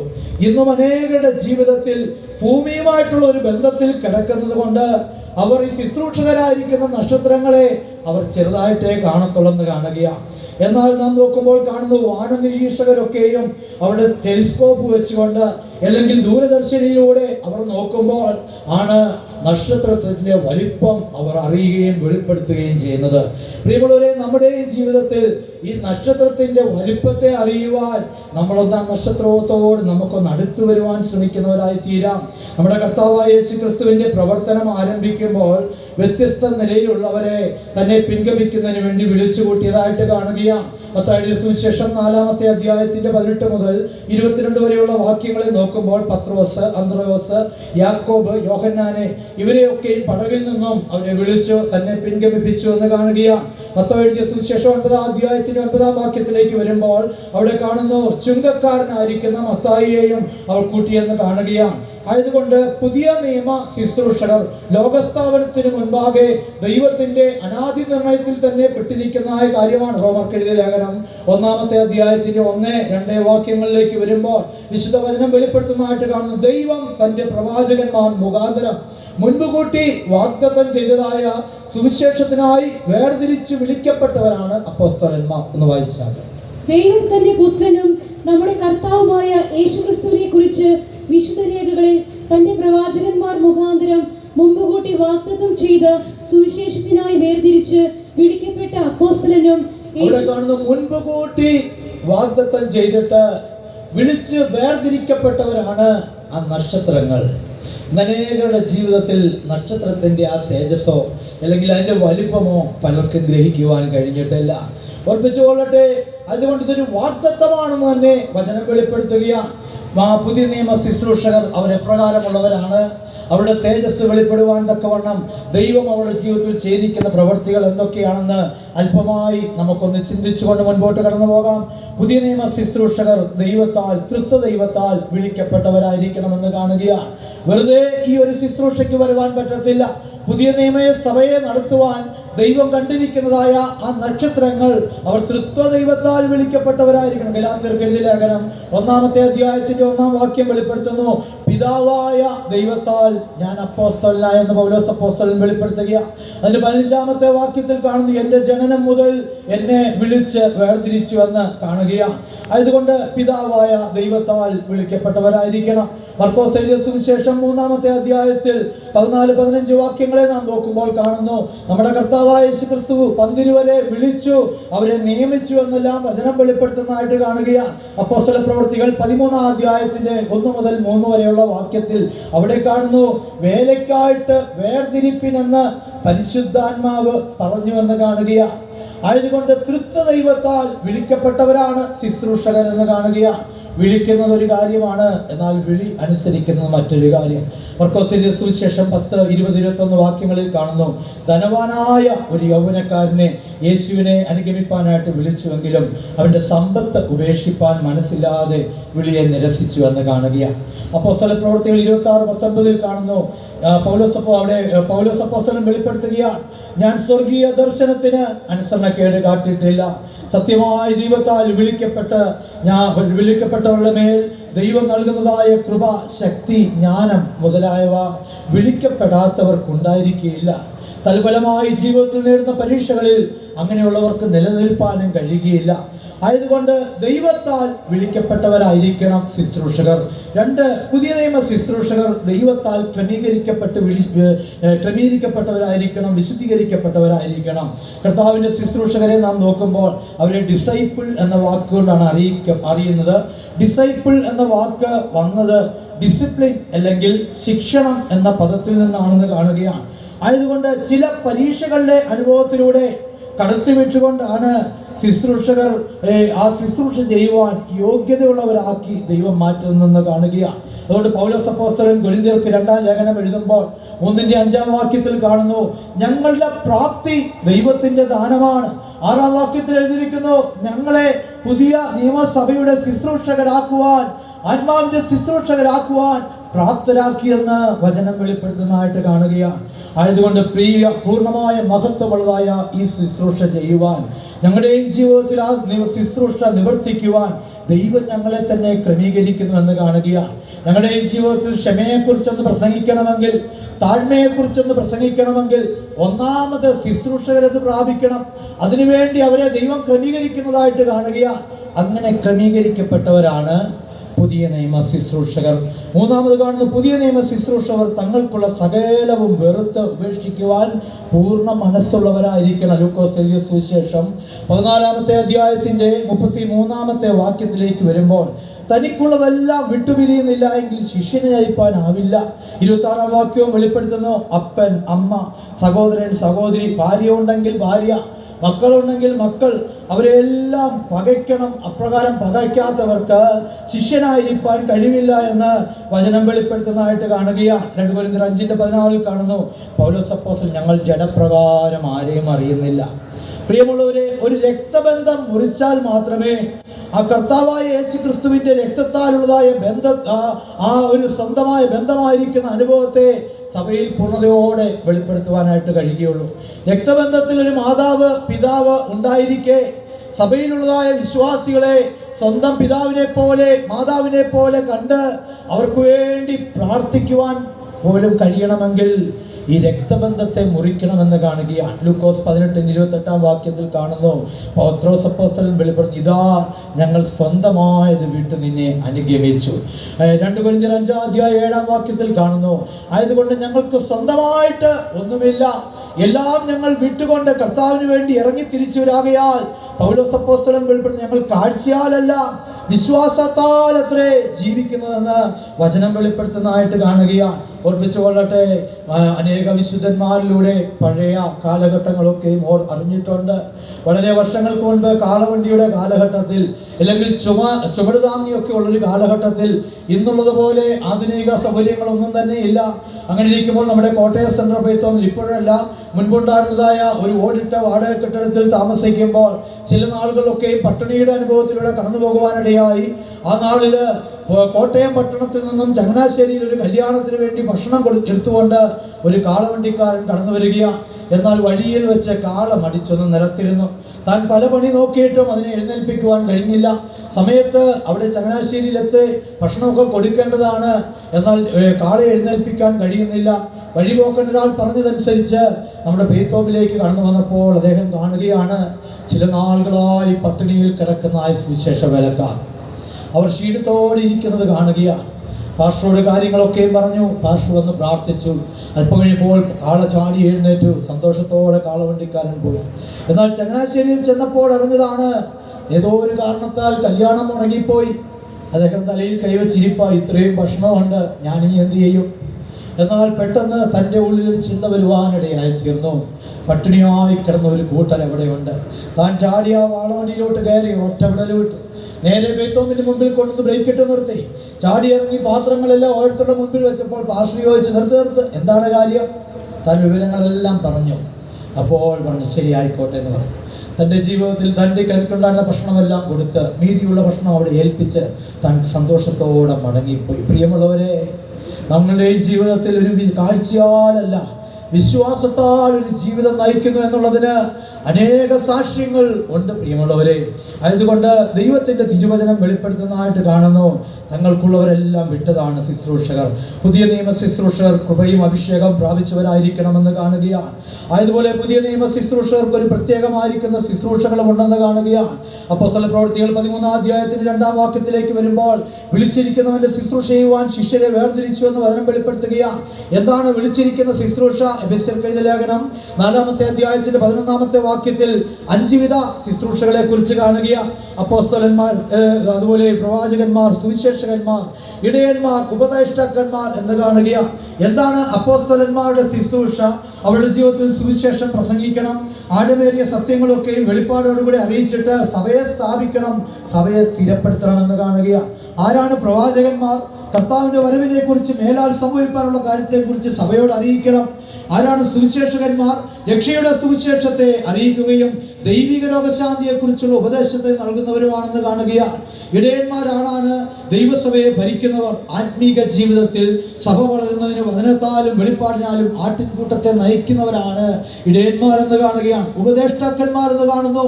ലഭിച്ചതായിരിക്കുന്നതായ വചനത്തിലും ഉപദേശത്തിലും ജനത്തെ പരിശീലിപ്പിക്കണം. തിരുവഴുത്തിലെ പദ്യോപദേശങ്ങളൊക്കെ പഠിച്ചിട്ട് അവരോട് അറിയിക്കണമെന്നെല്ലാം കാണുകയാണ്.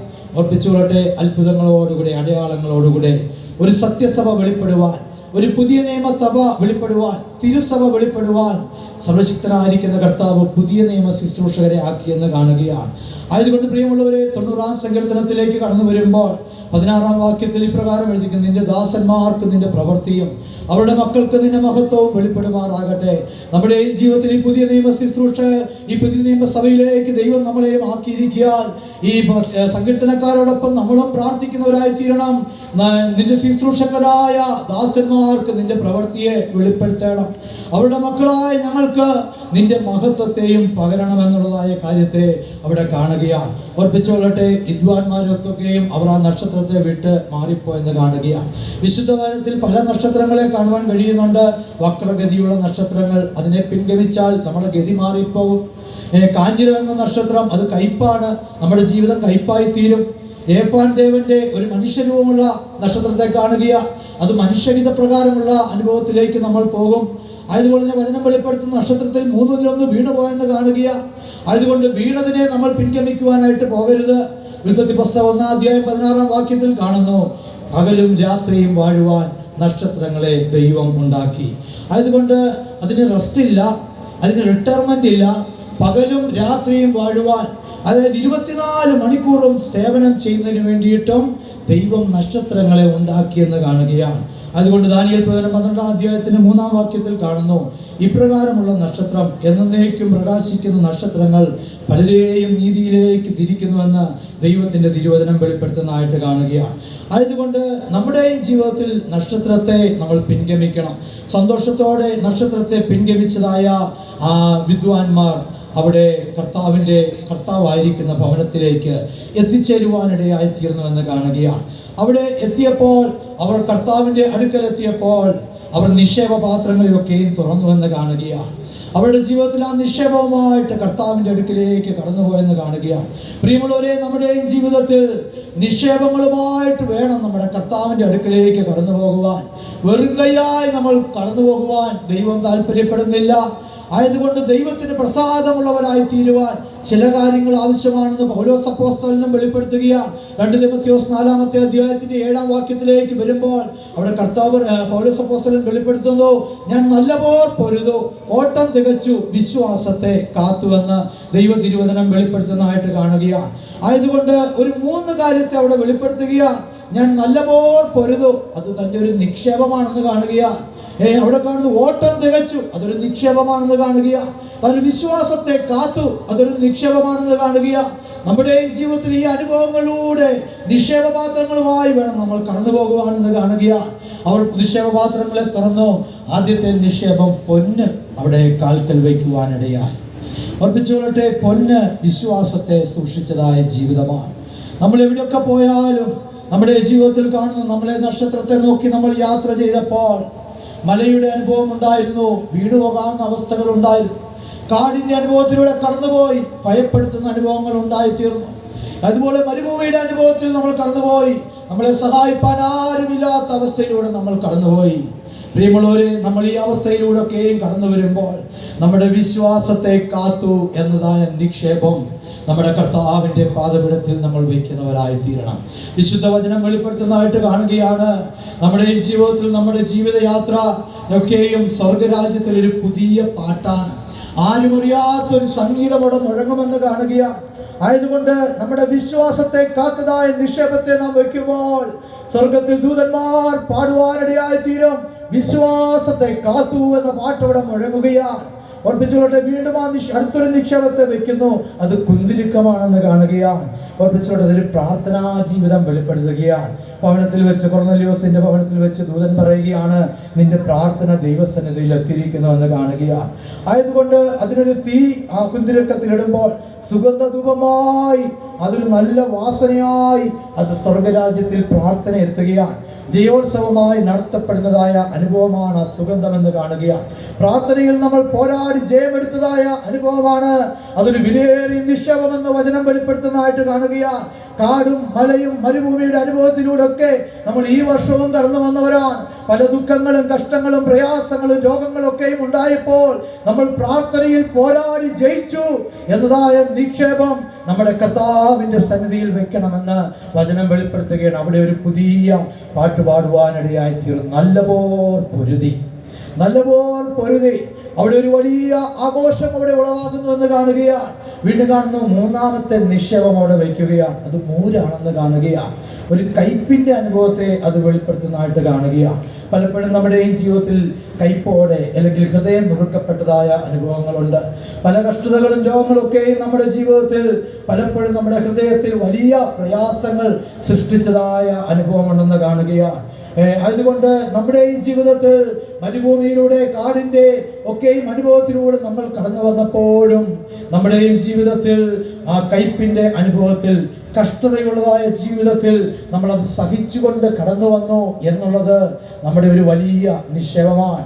ഇതെല്ലാം സഹിച്ചുകൊണ്ടാണ് നമ്മൾ ഓട്ടമോടി തികച്ചത് എന്നുള്ളത് ദൈവസന്നിധിയിൽ വെക്കുവാൻ തക്കവണ്ണമുള്ളതായ ഒരു വലിയ നിക്ഷേപമാണെന്ന് കാണുന്നു. വെളിപ്പാട് പുസ്തകത്തിൽ കാണുകയാണ്, ഇവർ മഹാകഷ്ടത്തിൽ നിന്ന് വന്നവരാണ്. അവർ കുഞ്ഞാടിന്റെ രക്തത്തിൽ തങ്ങളുടെ അങ്കി അലക്കി വെളിപ്പിച്ചവരാണെന്ന് വചനം വെളിപ്പെടുത്തുന്നതായിട്ട് കാണുകയാണ്. അതുകൊണ്ട് നമ്മുടെയും ഓട്ടം ഓടി തികയ്ക്കുമ്പോൾ നമ്മുടെ ഈ ജീവിതത്തിൽ ആ കർത്താവിന്റെ സന്നിധിയിൽ ഓട്ടം ഓടി തികച്ചു എന്നതായ ആ നിക്ഷേപത്തെ നമ്മൾ വയ്ക്കുമ്പോൾ സ്വർഗത്തിൽ ഒരു പുതിയ ഗാനം പാടുവാനിടയായി തീരും. ഓട്ടമോടി തികച്ചു എന്ന് കാണുകയാണ്. ഓർപ്പിച്ചുകൊള്ളട്ടെ, നമ്മുടെ ഈ ജീവിതത്തിൽ നമുക്ക് മുഴങ്കാലുകളെ നമുക്കൊന്ന് മടക്കുന്നവരായി തീരാം. ആരെങ്കിലും ഹെരോദാവിന്റെ മുൻപിൽ നിൽക്കുന്നവരാണെങ്കിൽ ഒരു മടങ്ങിവരവ് അനിവാര്യമാണ്. ഹെരോദാവിന്റെ അടുക്കൽ യേശുവില്ല എന്ന് കാണുകയാണ്. പ്രിയമുള്ളവരെ, നമ്മുടെ ഈ ജീവിതത്തിൽ നമ്മളെ തന്നെ താഴ്ത്താം. നമ്മുടെ ഈ ജീവിതത്തിൽ കഴിഞ്ഞ കാലങ്ങളിലൊക്കെ എത്രയോ കഷ്ടങ്ങളും പ്രയാസങ്ങളും ബുദ്ധിമുട്ടുകളും നമ്മൾ കടന്നു പോകുന്നവരാണ്. ഇപ്പോഴും പല കഷ്ടത്തിൻ്റെയും പ്രയാസത്തിൻ്റെയും അനുഭവത്തിലൂടെ കടന്നു വരികയാണ്. എന്തിനാണ് ദൈവം നമുക്ക് ഈ അനുഭവങ്ങളൊക്കെയും തന്നത്? നമ്മുടെ കർത്താവിനെ മുഖാമുഖം കാണുമ്പോൾ കർത്താവിന് പ്രസാദമുള്ളവരായി നാം മാറ്റപ്പെടുന്നതിന് വേണ്ടിയിട്ട് വിലയേറിയ നമ്മുടെ നിക്ഷേപങ്ങളായി നമ്മുടെ ജീവിതാനുഭവങ്ങളെ വെക്കണമെന്നുള്ളത് വചനം വെളിപ്പെടുത്തുകയാണ്. പൗലോസ് അപ്പോസ്തലൻ വെളിപ്പെടുത്തുന്ന പോലെ നമ്മുടെ ജീവിതത്തിലെ നല്ല പൊരുതിയതായ അനുഭവം, ഹല്ലേലൂയ, ദൈവസന്നിധിയിൽ മുഴങ്കാൽ മടക്കി നമ്മുടെ ഹൃദയത്തെ ഒന്ന് നമുക്ക് താഴ്ത്തുന്നവരായി തീരാം. നമ്മുടെ ഈ ജീവിതത്തിൽ പ്രാർത്ഥിച്ച് നമ്മൾ ജയം പ്രാപിച്ചതായ അനുഭവം, അത് നമ്മുടെ ഈ ജീവിതത്തിൽ ദൈവത്തിന്റെ തിരുമുഖത്തെ കാണുവാനിടയായി തീരട്ടെ. ഹല്ലേലൂയ. നമ്മുടെ ഈ ജീവിതത്തിൽ ഓട്ടം തികച്ചതായ അനുഭവം, കഷ്ടങ്ങൾ കഷ്ടങ്ങളും പ്രയാസങ്ങളും വന്ന് വീണു പോകാവുന്നതായ സാഹചര്യങ്ങളായിരുന്നു. എങ്കിലും നമ്മുടെ ഓട്ടത്തെ തികച്ചു എന്നുള്ളത് നമ്മുടെ ജീവിതത്തിൽ ദൈവം നമുക്ക് നൽകുന്നതായ ഒരു ശ്രേഷ്ഠമേറിയ നിക്ഷേപമാണ്. ഹല്ലേലൂയ. നമ്മുടെ വിശ്വാസത്തെ കാക്കണം. അനേകരുടെ ജീവിതത്തിൽ വിശ്വാസം വിട്ട് ഉഴന്നു പോകുവാൻ തക്കവണ്ണം ഇന്ന് ലോകത്തിൽ മുഴുശക്തിയോടെ പിശാച് പ്രവർത്തിക്കുമ്പോൾ ഏതൊക്കെ കഷ്ടങ്ങൾ വന്നാലും, ഏതൊക്കെ മലയുടെയും കാടുകളുടെയും മരുഭൂമിയുടെയും അനുഭവങ്ങൾ വന്നാലും നമ്മൾ വിശ്വാസത്തിൽ ഉറച്ചു നിൽക്കും. വിശ്വാസത്തിന്റെ നായകനും പൂർത്തിവരുത്തുന്നവനുമായ യേശുവിനെ നോക്കിക്കൊണ്ട് ഞങ്ങളുടെ ഓട്ടം ഓടി തികയ്ക്കും എന്നുറപ്പുള്ളവർ മുഴങ്കാൽ മടക്കിയാട്ടെ, ദൈവത്തെ സ്തുതിച്ചുകൊണ്ടിരുന്നാട്ടെ. നമ്മുടെ ജീവിതത്തിൽ കർത്താവിനെ തിരുമുഖം കാണുമ്പോൾ, ആ കർത്താവിന്റെ ശോഭയേറിയ തിരുമുഖത്തെ നമ്മൾ കാണുമ്പോൾ നമ്മുടെ ജീവിതത്തിൽ ആ സന്തോഷം നമ്മുടെ ജീവിതത്തിൽ അനുഭവിച്ചറിയും. നമ്മൾ ഓടിയതായ ഓട്ടം വൃഥാവായി തീർന്നിട്ടില്ല. നമ്മൾ ഇതുവരെയും നമ്മൾ വിശ്വസിച്ച് വിൻഗമിച്ചതായ ആ ജീവിത വിശ്വാസ യാത്ര അത് നിഷ്ഫലമായി തീർന്നിട്ടില്ല. ഹല്ലേലൂയ.